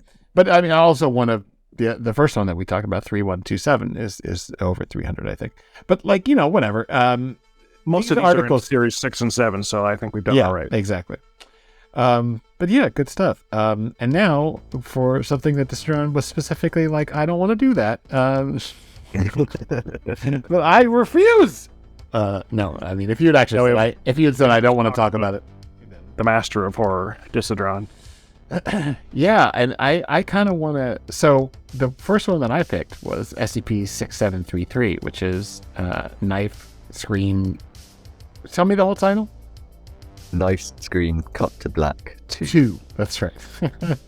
The second, that's right. And this amazing image that you have, which is the cover to the VHS, but an illustrated one. And did you do this image, or did someone else do it for you? I would have loved to have done this image. So I did the image for 5733. And then when I started drafting 6733, I had this really strong image, right, of the slashers standing in a doorway. And I really wanted to have, you know, this right from the get-go, this idea of passing from one space into another. And because of it, thematically it comes up later in the story, right? Tried to make it myself and it looked absolutely dreadful. So the image is made by an incredibly talented artist called Valdivia. Oh, yeah. And yeah, it looks great, better than anything I could have made myself. Yes, Valdivia stuff's always great. I actually can kind of see how this one was made, though. Most of the time with Valdivia stuff, I'm like, not good enough. I'm not good enough. I don't know how he did it. It's amazing. But this is great. He's incredibly proud of, if you're looking at the photo at the moment, Yep. there is a screaming girl on the phone. And the original photo for that was her screaming into a mobile. So he's had to Photoshop an old analog phone into that. That is very good. That's fun. I like the guy on the right who looks like he's rocking out to a butt rock song. Yeah, he probably is, honestly, let's be fair. I love that the suburb slasher strikes again, but they're at the bottom, like so many horror movie VHSs, they have like a tagline. And this one is terror, period, once more, period, knocks on your door. Dun dun dun. It's just, the periods make me laugh so hard. Yeah, this image is amazing, but the whole article is great. Nothing scarier than rhyme. Yeah, I was very proud of myself when I came up with that tagline. Also, Yeah, okay. It's Did it. fantastic. Crystal Elms production. For people that maybe don't know, that's a fairly, good pun or play on words for two famous slasher films. Yes. Wait, it is? I had no idea. I was saying that for the listeners, not for you. Dysadron, did you know? You called this Crystal Elms? Did you know that? That would be amazing. This is my new favorite running joke. I'm never gonna let it go. Did you know that you won with the loser? Did you know that Canada's national anthem is On God for Thee, and yours is On Guard 43? That's crazy. That's just an insane coincidence. That's exactly how you say it too. Grigori, this one's going to blow your mind. Uh-huh. VKTM, Vicandini Technical Media. It stands for victim. If you put the, Oh my! I know. What? Insane. But Honestly, it works because it's a K instead of a C. It doesn't do it for me. okay. Well, get out. The amount of times it used to be weekly that someone would ask me, "Did I realize that it's?" or they'll say, "Oh my God, I didn't even think about that," which is much more understandable. And I don't have a problem with any of it. But it is funny to me because it was the most obvious thing in the world to me. That's why I picked those letters. People like to feel like they've discovered something. I guess we shouldn't make fun of them for it. But Oh no! continue to do so anyway. And this is good natured. I never am annoyed by anyone who asks. Oh, this I question. was doing it evilly. I was hoping they'd feel bad. Well, yeah, you're a bad person. That's right. But speaking of things that you must have realized when you did it, this and the original 5733, both are wonderfully meta. And I know a lot of people cringe when they hear meta when it comes connected to SCP because it's either said too much or whatever. I don't know. But this is not. This is so unpredictable as opposed to most meta things, I feel like. There's It's defeating him. He's been completely defeated. Yeah, I don't know how to say it without giving away how it kind of pierces the, like you said, you wanted the image in the beginning of the slasher to be, silhouetted in a doorway, kind of like transitioning between, and it's very much, that's very on the nose for this story, and it makes a lot of sense. But I also don't want to give. I mean, let's not be totally silly here. It's about a VHS movie, a horror movie about a slasher that's anomalous. What do you think happens? I mean, the fact that there is. Oh no, that's not what I'm talking about. That's not. Is not a shock. Yeah, that's not what I was worried about giving away. More the ending, right? Is what I was. Yeah. Well, we don't want to give away. No, we definitely don't want to give away the ending. The ending to this is phenomenally good. Yeah. Well, I just mean, and by saying meta and the pointing out, Oh yeah. and the slasher is, transitioning, it is very, a good allegory for what happens in this story. And I just like the 573 thing, I think the thing that works the best with this is that it seems like at first, like if you were to tell me you were going to write a story, not you personally, but if some random person was to say, I want to write a story about, slasher movies on the SCP where the slasher actually kills people, I think I would have been like, nah. I don't know. That seems kind of on the nose. And you managed it both times. And that's crazy to me, because you did it. You came back for more in a different way, because both times it's not at all what I expected it. And so I kind of wanted to ask Dysadron, like, where God, annoying, but like, where did this one come from for you? Either one, honestly. The idea for 5733, the original one, came in it was Halloween, and I was watching, did a movie marathon with some friends, and was just lying in bed afterwards and had this idea of what if you could talk to the horror protagonist, almost in kind of like a video game ARG way, and try and help them to escape. And the very next day I sat down and I wrote 5733 in one sitting over the course of, I think it was 6 hours or so. Wow. The idea for, and then the kind of I can't remember where the twist on 5733 came from, but it was a light bulb moment where I just went like, this would be a good ending. 6733, I must give credit where credit is due. That came from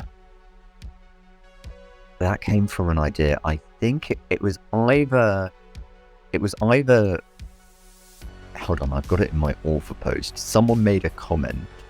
No, I didn't put it in the author post. I should edit that and include it. It was either, I think, Pepper's Ghost or the Great Hippo put a comment on 5733 and said like, that they weren't a big fan of, that they liked it overall, but that they weren't a big fan of the ending in terms of like the blackness and the nothingness around the town.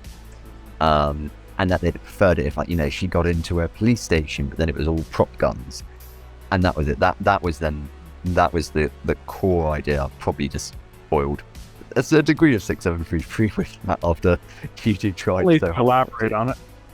That was the core of the idea, right? And it was, as well, it's a horror film, right? You've got to do sequels to it. Yes. And and then kind of, had and tried to have a bit of fun with, in 5733 you never see the kill. With 6733, the idea of this superhuman, anomalous serial slasher killer rampaging through a Foundation site, and thinking about, like, the gory kills that you could do and stuff. That was a lot of fun. You definitely showed all that. You left that all on the table there. That was really good. The ending, without spoiling it too much, in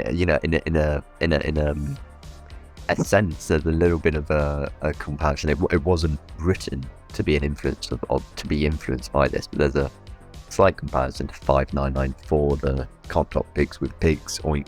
Sure. We talked about earlier. Sure. On, right, in terms of that kind of weird, uncanny vibe that I was going for. Well, something I think that works for both articles really well is that the events that are being portrayed in the logs are horrifying and surreal. Maybe a little less obviously horrifying in 5994, but still they're unsettling, and both articles, and I'm not saying, like you said, it probably wasn't even intentional, but like both articles do a really great job of using the horrifying and the unsettling to camouflage what you're really doing, which is really quite brilliant. Because the funny thing is that I'm so tense and like, the uncomfortable laughter, because when Jason puts his machete through the top of someone's head or something, I'm not actually scared. I'm usually laughing, and it's the same thing in these kinds of articles too, and it's what I'm usually going for in some of the weirder victim ones. And the great part is that there's this wonderful kind of left turn here that, and there is in 5733 as well, but I feel like this one is even less predictable, because you're going through all these motions of like, oh, it's like a horror movie sequel. Friday the 13th 2 is much more violent than Friday the 13th 1, and et cetera, et cetera. And you kind of use that as like I said, camouflage to make you kind of think, oh, it's this kind of story. But actually, we're gonna hard left turn, and it's actually a completely different story than you were expecting at all, which was really impressive. Yeah, I think you make a really interesting point there in terms of, when Jason brings his machete down, you're more scared, right, when he's raising it up than when it actually makes absolutely contact. Right. And that Good point. the apprehension and that the anticipation of the event is often worse than the event itself. Yeah, I think what's interesting about most of the violence in horror movies, until recently, I feel like some movies now have a healthier respect for violence, and they make the violence very uncomfortable because I think that there's actually some negativity to how comfortable we are with violence in horror, and in all movies especially. But a lot of horror movies have used the kill as catharsis for the tension that has already been brewing. Like you are sitting there and you get a release when the ridiculously violent blood spraying everywhere, but none of this looks real. Even if it does look real, it's kind of bizarre. And Evil Dead did it very famously with the blood pouring out of the walls in like a fire hose instead of like in the spooky way. It's just goofy. And then I think more recently there have been movies like Midsommar and Possessor that do violence in a very, very, very realistic way, which is very upsetting. I don't mind watching someone's head get cut off by a machete because that's ridiculous. Like, and by Jason, because it's so over the top. But if a movie was to try and realistically depict what a stabbing looks like, that's very upsetting. Yeah. And it's a whole other world. Like watching Possessor was like, I feel very, I thought I was pretty inured to violence and horror, but I'm very uncomfortable. I've not seen Possessed. It's good. So It's very good. It's my list along with Cat People and Jaws, which I've seen some of, but I tactically did not admit earlier as you were both singing its praises, but I haven't yet seen it from start to finish. Please. I mean, like I said, I hadn't seen it until I was like 36, so don't worry about it. It's fine. I've still not found it. But yeah, there's that Midsommar, there's the scene. I'm thinking of the scene, and I know you're thinking of the same one, just instinctively because of how awful it is. Afterwards, my girlfriend is also a huge horror fan, and we are both, like I said, I think we're all a little, cynical about violence in horror movies. And like after that movie, we both just naturally went to the bar next door, and like just sat down at the bar and had a drink, and like we're like talking about how upsetting that scene and how good the whole movie was, but how upsetting that movie is. We were just talking about today, which was 3 years later. We were talking about how I still think about that scene and how upsetting it is. Midsommar is a film I need to rewatch. Similar to you, I saw it with my boyfriend, but my boyfriend he hates horror. Oh no. He is all about happy clappy, feel good film, etc.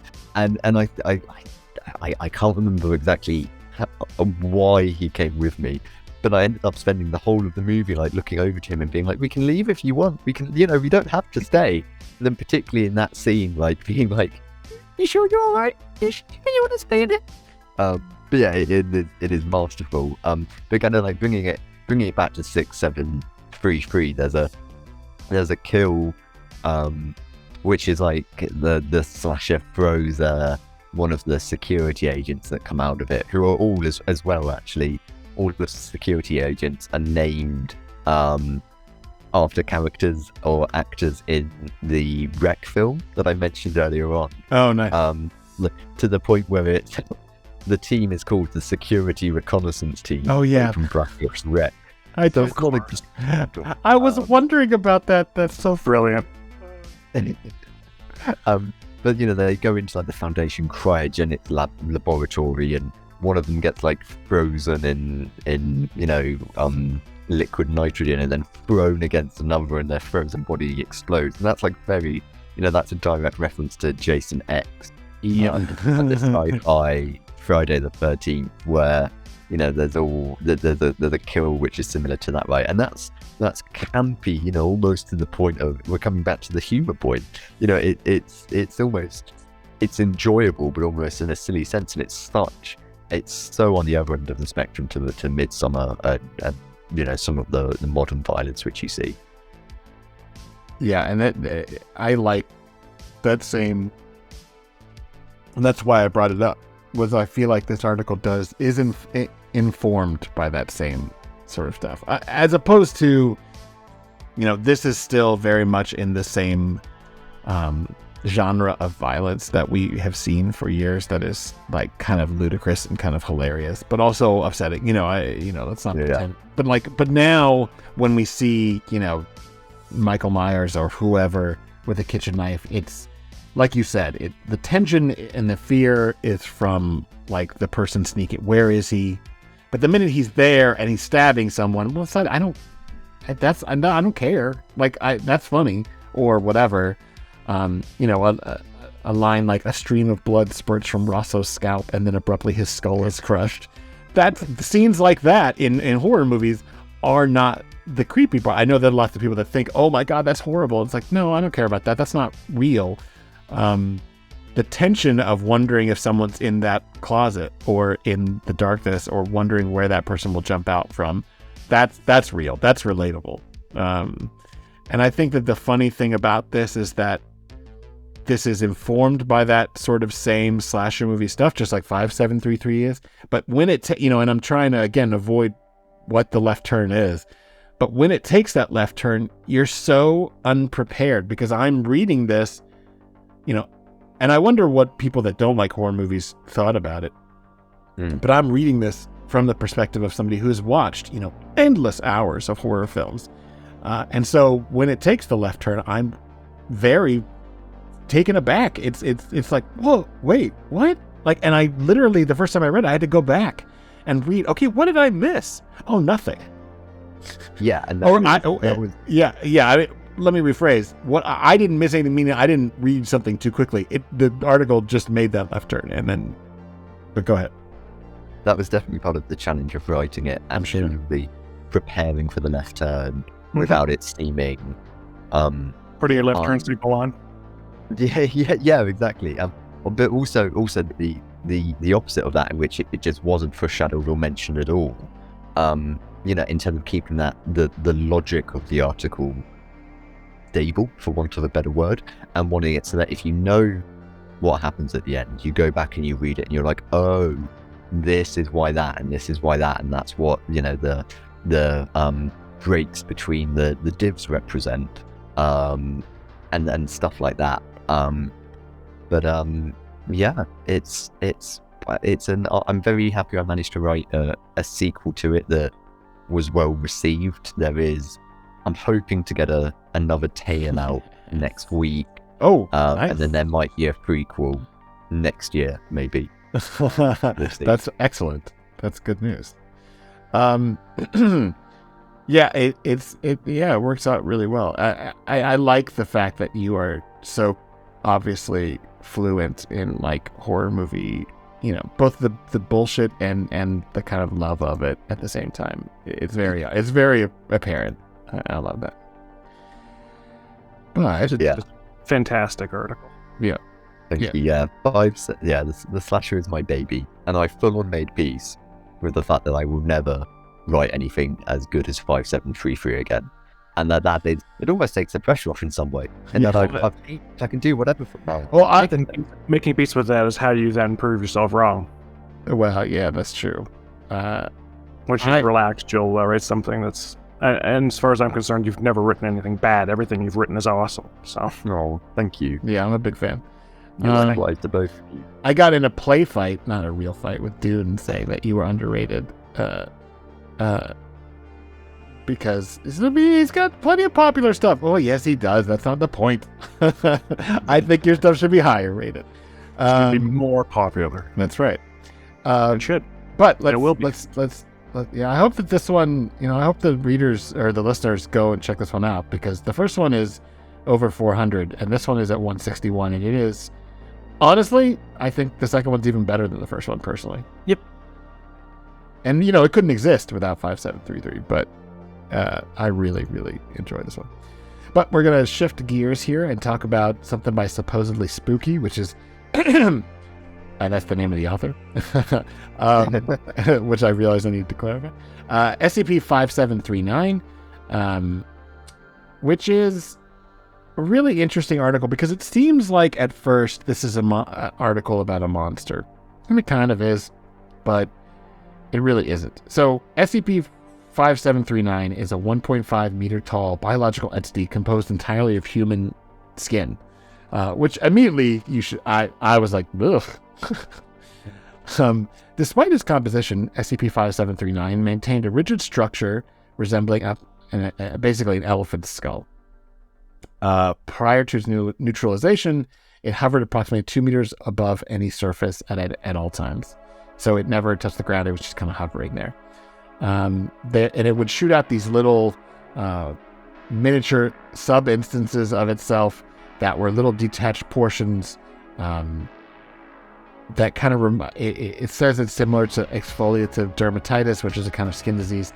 But the pieces of this skin seem to have English phrases. They have English phrases etched into them by what seems to be human fingernails.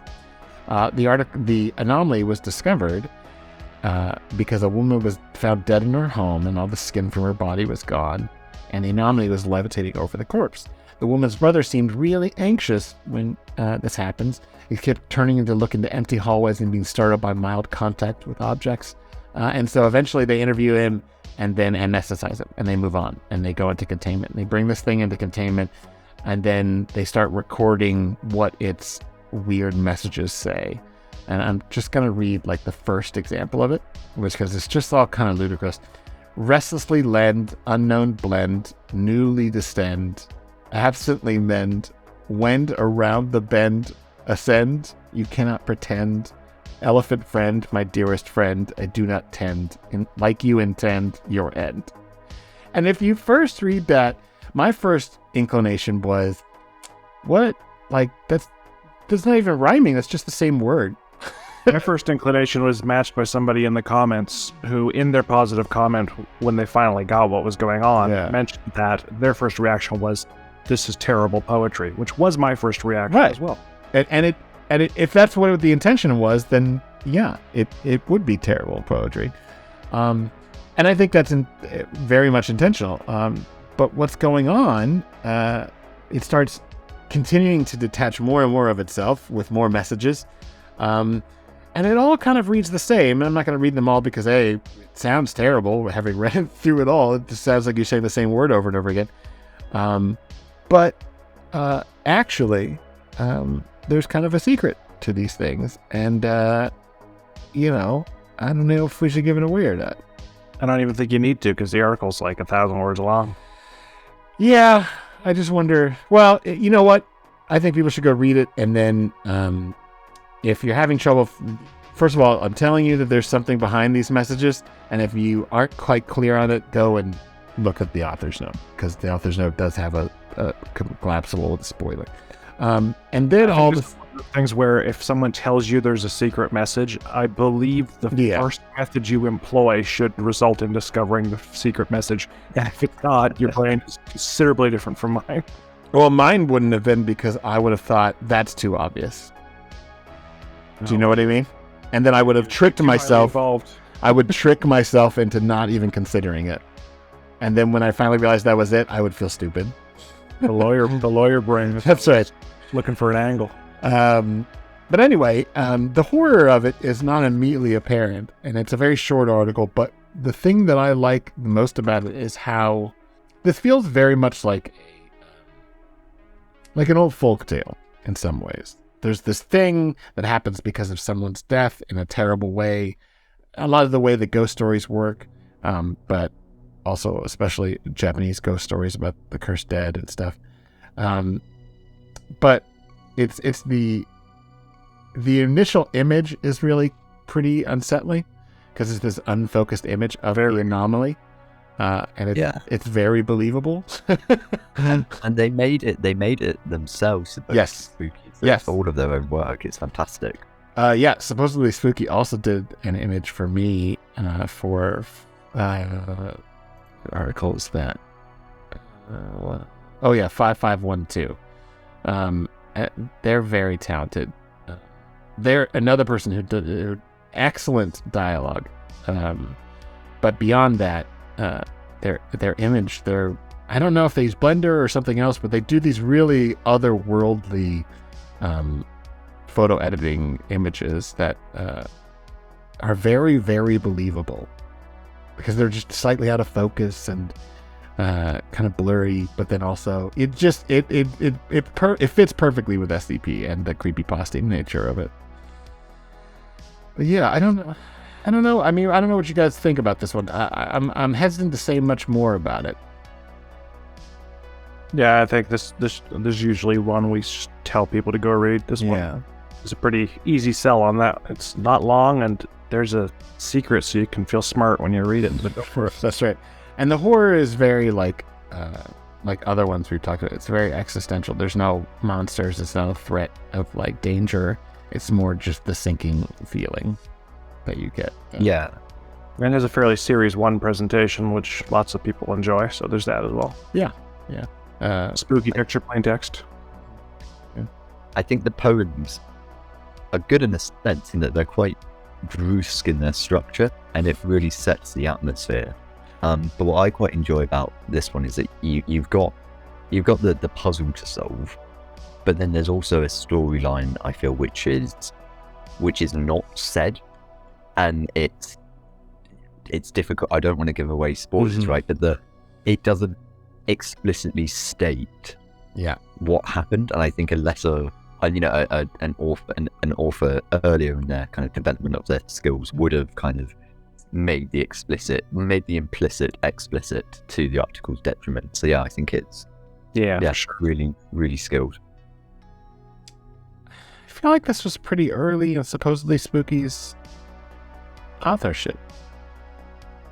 I don't know how many articles they had done before this, but yeah, their talent here is pretty apparent, because I feel like there's always kind of something between the lines and most of the time in other articles I've read by them, it's dialogue. This one isn't dialogue, but there's a strong implication of what went on here that is also not obvious. Yeah, you're right. It really takes you reading between the lines, and especially once you kind of see what the secret is and then realize, what does that mean? Like, what you get from the secret also gives you a way to look back at the article you've just read and go, oh, that's fucked up. Yeah. And it's not, I didn't get it. I got the puzzle on first read, but it wasn't until coming back and revisiting this for the podcast that I kind of twigged the second bit. And so yeah, it's a very layered article. It's subtle. It's funny because it doesn't seem subtle at all. It seems very in your face. It's messages written on skin, it's like, oh wow, this is very intense, like in your face, like creepiness, and like the poetry's bad, and it's like, well, sit with it for a second and think about it, and it's like, okay, there's a lot going on here. It's pretty brilliant. I might write a J version of this where the messages are just milk, newspaper, tomato. That would be very funny. It's up from school. It would be good. That's good. We can't. I'd almost suggest we do that right now on the podcast, except that gets you a disciplinary record if you write an article on a podcast. So what? Why? It's an inside joke. I'm not explaining it if you don't know it. Well, that's very helpful to all the listeners. Good job. Anyway, moving on. SCP-5810 by Lieutenant Flops, who we have talked about plenty of times before, because big fan. But this one is pretty underrated, I feel like. This one's, 121. This is a format screw, and it's not one that is immediately hard to read, like so many format screws. No offense to people that like format screws. No, this format screw makes it easier to read. Yeah, it's all about it's It's a narrated story where the article itself, the SCP, is only brought up in these little text boxes, and then we are seeing another nature of the narrative reality where we're seeing a description of the researcher who's then writing the report in between the little boxes. And so we get things like, you're still in your chair, wincing. You release your fingernails from your palm. Am I alone? The light at the H terminal grows, needles piercing. It's very fluid and very evocative. And then it'll, a box will pop up and it'll say item number, : and then you actually see a blinking cursor, which is a wonderful effect and really does do a good job of telling us, oh, this person is in the process of writing it. Yeah. Which is really subtle. Like, I don't know. I mean, like, I can't think of a more efficient way of telling somebody that this person is writing it, without actually saying it. And the article, or the SCP itself, is an anomalous. It's a type 2 amorphous entity that's currently occupying a research area. But the problem is all the known information is circumstantial, anecdotal. There's no real description. It is described as an opportunistic predator observing, stalking prospective prey between sunset and sunrise for a period of 3 to 4 weeks. And oftentimes the prey of this anomaly starts developing pretty significant paranoia and anxiety.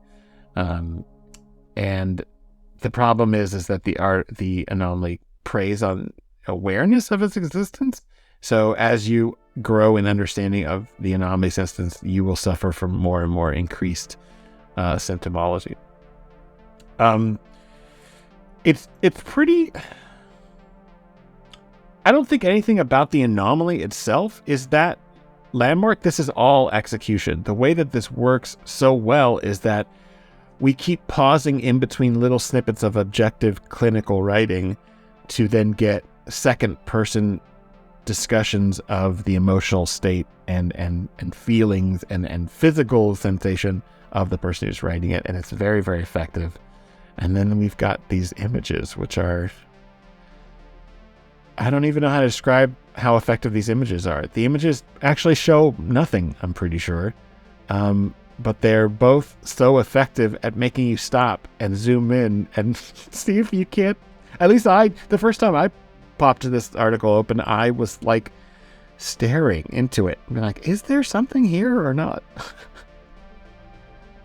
Exactly the same. And I think that the use of the articles the use of the images to reinforce the tone set within the text, but also to encapsulate the emotions and everything that's being talked about, and to so effectively put you into the narrator's shoes, and to give you, right, as you said, you open the images and you're looking and you're checking out this dark corner, and then you're looking above the house and into the tree line, and you're feeling that sense of paranoia and self-doubt and uncertainty, which has just been described as what the narrator is feeling.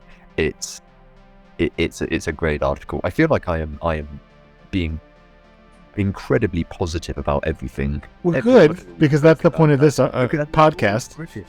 But yeah, I need to get some new compliments and some new vocabulary. But yeah, I think this is one of the flops. Oh, you're doing way better than me or Harry. Don't worry, you're great. Yeah, the thing that I really like about these images, and I think this article would work without the images, but I think it would be less elevated. The images really kind of bring it up a notch, because both of them are images of obviously this thing only hunts between sunset and sunrise, so it's dark.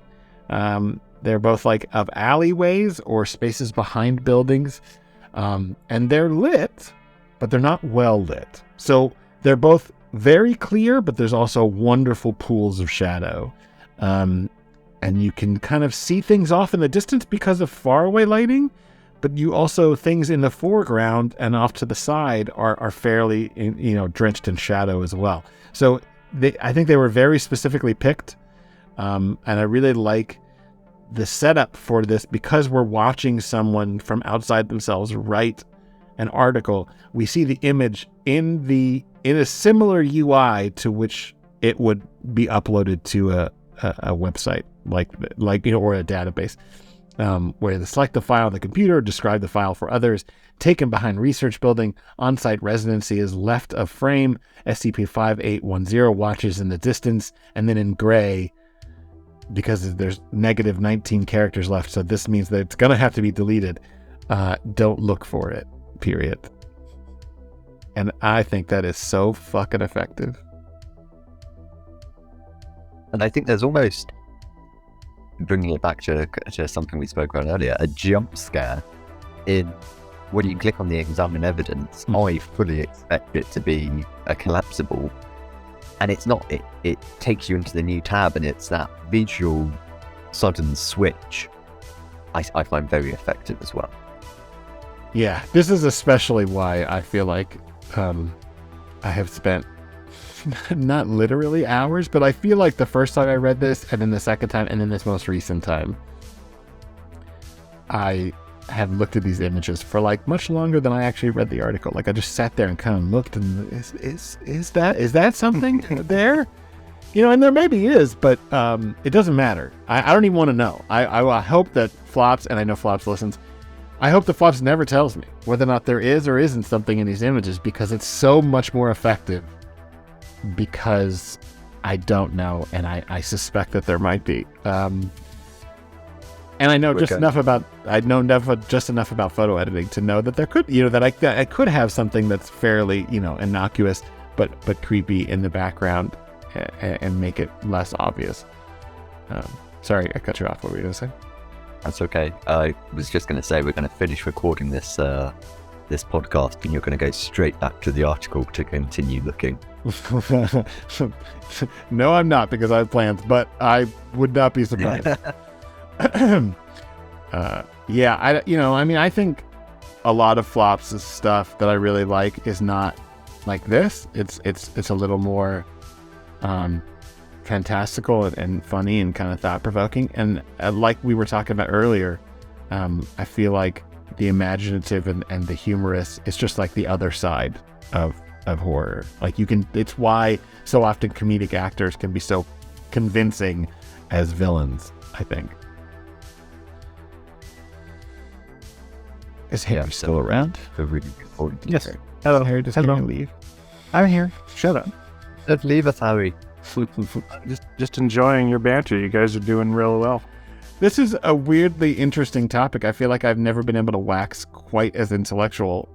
As much as I like GOIs and SCPs, I feel like specifically talking about the strengths of horror and then examining articles for how they execute on them is really like creating a lot of conversation. And it's something I think there was a conversation, I think Harry, you and I were involved in a few weeks back about how the quality of writing on the wiki compares to other kind of fan writing sites, and how the wiki is, for what is essentially an amateur writing site. So the creativity and the skills and the sheer talent of the people that are in this community never ever ceases to astound me. And the fact that we have from its nascent days, right, as kind of murder monster descriptions, that it is now this absolute treasure trove of GOIs, comedy, horror, every topic you've spoken about on this podcast, every topic and every article spoken about on the myriad other podcasts regarding SCP. It's something I'm very proud and happy to be involved in. I think it's fascinating discussing this stuff, right? And I think, amongst all of those topics, I think where horror is in many ways the wiki's bread and butter, and it's what so many of us do so well. Yeah, I think it's a reason why so many of us came to it. I think the only subsection of people that don't necessarily care about that came to it for like kind of strange fiction or stuff that was just, slightly, that weird kind of nebulous area between horror and science fiction or horror and fantasy, where it's just kind of, it's weird, it's not trying to scare anybody. But that all that stuff is very interconnected with horror, Lovecraft and other people like that.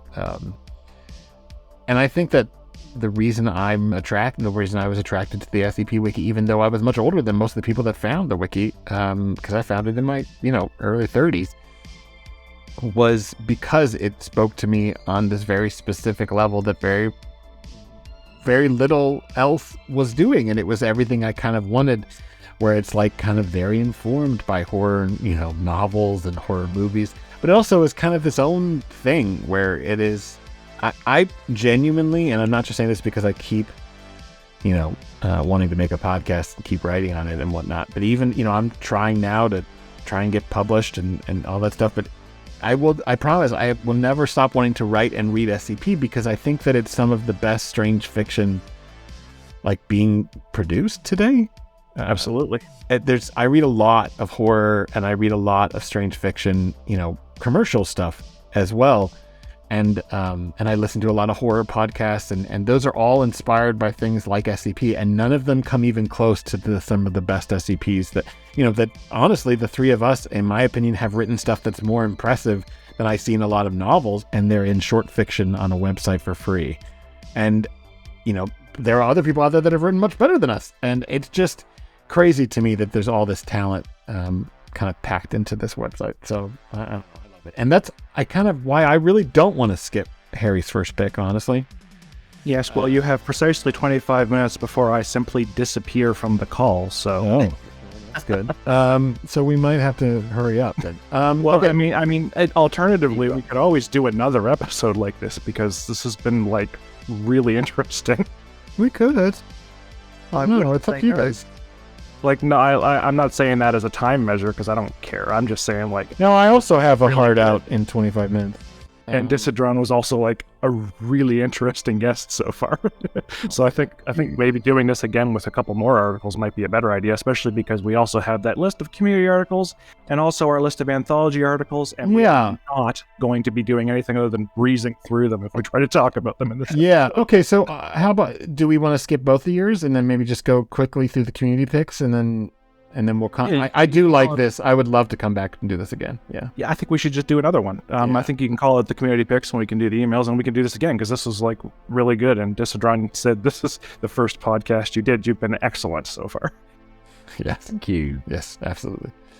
Okay, yeah. So the community picks, we're only going to be very quick on them because, we've just said multiple times, we've already been talking for 2.5 hours. So, SCP-PL007, which is, I love it so much. I did not know existed before now. It's criminally underrated. I think it's at +9. If you don't have the SCP-IT, the International Translation membership, go get one so you can upload this article because it's fucking brilliant. It is, if SCP-PL007, if the anomaly existed, it could, but did not have to, look like this. Happily, it does not exist. That's the caption under the image for the article, which is, just a mug. It's fucking genius. If the anomaly existed, it would probably be described as a phenomenon that would make the confronter aware of what they need to achieve happiness. But of course, all employees of the Foundation know that these are only fantastic assumptions, because the object, happily, does not exist. It's fucking genius. And I mean, I don't mean to be at all dismissive of translations, but sometimes when we get translations into English, I feel like something has been lost in the translation. That's a trope for a reason. People say that because sometimes things are really meant to be read in their original language. That's not to say I still don't enjoy them, and I feel like there's a lot of really interesting stuff on the IT website. This is, I think, one of my favorite things I've read there. It's incredible. I would love to know. Maybe we'll ask Raniston for his opinion on this. I'd love to know how this compares to the original in Polish, when it was a translation, and when it was translated across the work the translator had to do to make the beats hit the same. Yeah, because whether it was almost a word for word translation or whether they had to, mix stuff up to make it work, because it's linguistically very smart. Yeah, no, absolutely. And this is a difference that I was somewhat aware of it because of being a big fan of Japanese video games, and being aware that there's a difference between just translation and localization. But my girlfriend actually does that for a living, in German and Swedish. So she's always one to like point out that like, I don't think that those subtitles say that. Because it's just like, the brilliant thing about this article is that it makes such lyrically good sense. It has such a musicality to the language, and yet this is not in its original language. And I know that English to Polish is not an easy transition. I think almost nothing is easy transition to English except for German. And so it's just very impressive because the beats are, I feel like the person who translated this was really putting in the effort to make it more of a localization than just a translation, if that makes sense. Yeah, absolutely. Let's see. Okay, SCP-3158, which is by Communism Will Win. It's super short and effective. The image is also really effective. It also is a really cool commentary on both eat the rich and, quote unquote, the phrase eat the rich, and also kind of very obvious more of a lifestyle. That's right.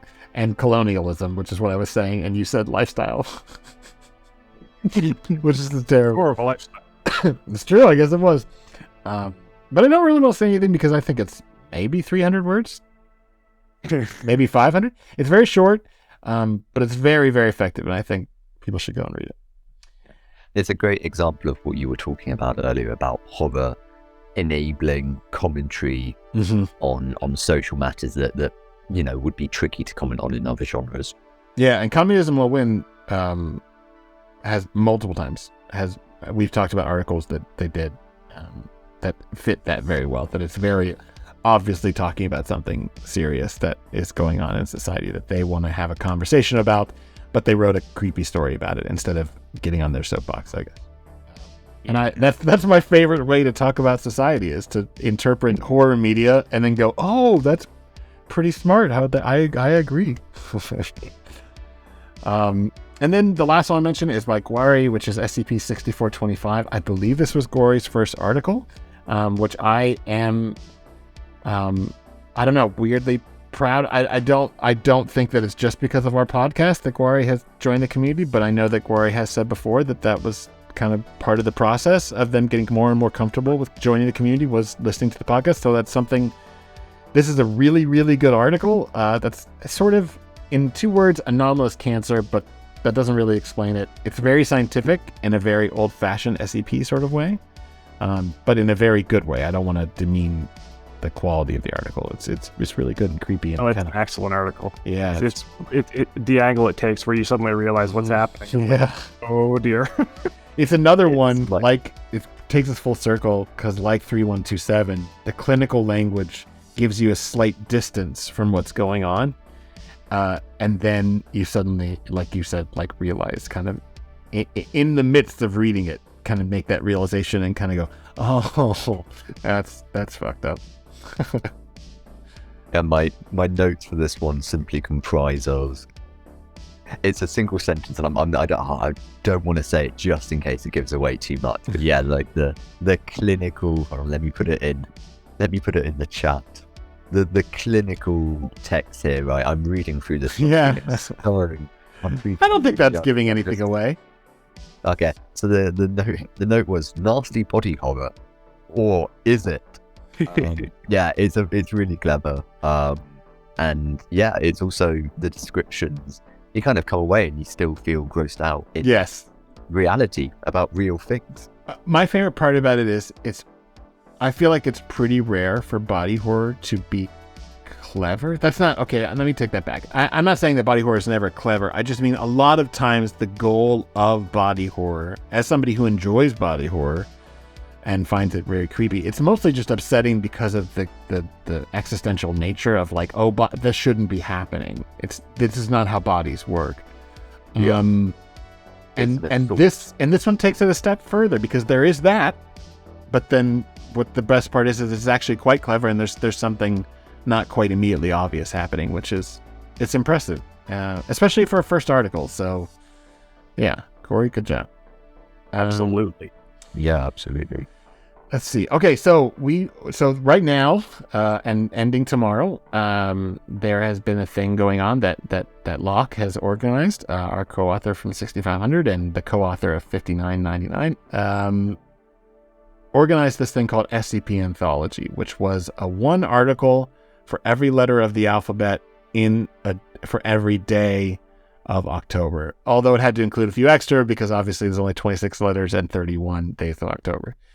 And so all three of us have contributed to it. Harry's is called G is for Gesundheit, which is great and it deals with the Deva, and I love it. Achoo. Dysadron is H is for health, and Which is amazing. Yeah, it is also, like a lot of the things you've done, on its surface, just this very simplistic idea that has a really great, like, we completely went a different direction, and I love it. And I hope that's kind of what I was going for as well, but in a different way, which is U is for the Unstrung, which is inspired by a dumb fake. It literally was a fake movie poster for the new live-action Pinocchio story, which is him marching in front of the sunlight. And then, but instead of whatever the actual tagline of the movie is, someone had photoshopped in, "You cannot kill which was never alive." And my brain just immediately started going, what if Pinocchio was eldritch horror? And then I just kind of took a month and wrote, I don't know why it took so long, but it was trying to make it not obvious what was going on. And a few people have read it and thought that, I thought it was going to be about the puppet losing its shit, or whatever, and in reality the puppet is barely the beginning of the article. So yeah, it's like my favorite thing about you is the Armstrong Gregorian. You might not know this, but on the Anthology Hub, your professor name is Professor Geppetto. Oh my goodness. The original. What I coincidence. Full circle. Bringing it home. Okay. You'd think we planned all this out. Yeah. It's weird. Did you know that all these articles were about pigs? Here that we talked about these articles in this order, because I don't know if you realize this, but this is the order in which they appeared on the outline that you gave us. No shit. All right, come on, emails. All right. Lizard Wizardly sent us, the email is coming from inside the house. I just thought it was funny, but I don't know anybody named Lizard Wizardly. I'm not sure if this is actually, I assume this is our friend, Lizard Wizard, but the email name was actually different. But the email itself, the address said Lizard Wizardly, so I'm making that assumption. It could be a weird coincidence. Yeah, totally. But I'm not going to read the name because I believe it's their actual name. Yes, don't do that. No, I won't. But that was a very fun email, so thank you. Teeth said, "Hey, hello, hi. I finally found the courage to write an email. But more than just that, I wanted to say how much I've enjoyed the show. If I never found this podcast, I would not have delved into the wiki again." Oh, that's awesome. Or reached out to people in this fantastic community, authors and artists alike, which is dope because Teeth makes really cool art. You are the reason for this rekindled hyperfixation. Every episode I get a new, and this was literally in large type in the email. Every episode I get a new boost of information and it highlights my week greatly. You both single-handedly brought me out of the Series 1 Tumblr Dark Ages. Well, thank Christ. I don't have any recommendations, seeing as every article I click on is new, but I hope you have a horrifyingly fantastic episode. Can't wait to hear it. Elevator music. Teeth is great. I've just started chatting with them, but they have really great stuff. Okay, who wants to read JTKC's?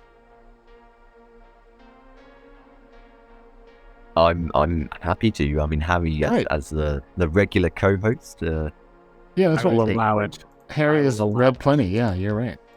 All right, let's go then. Hiya guys, happy Halloween. I was a massive wuss when I was a kid, so I don't really have much in terms of horror media I'm nostalgic of. But now that I'm older and slightly less of a wuss, I've been reading a lot of horror comics and mangas, which I'm going to recommend. Horror comics and manga, hell yeah. Here we go. These ones are lesser well-known comics on the Webtoon app. I want to talk about and are mostly done by one person each, which is insane given the quality and mad respect to the creator. Once we finish recording Harry and Grigori, this is my commentary. You should be reaching out to Webtoon to try and get a sponsorship deal, I feel. Right, so what are the comics recommended are Stagtown by Punko. This one is really good at keeping mystery going as the MC, who has recently moved back into her hometown, starts seeing weird anomalies, open brackets, hee funny SCP word, close brackets, happening around town, with the story split up into short arcs for each different weird event. It's very unsettling and I highly recommend. And the next one is Nocturne by Faya, which is Fyaa. I heard off on saying Junji Ito for Stagtown, but now for Nocturne, the influence is definitely there.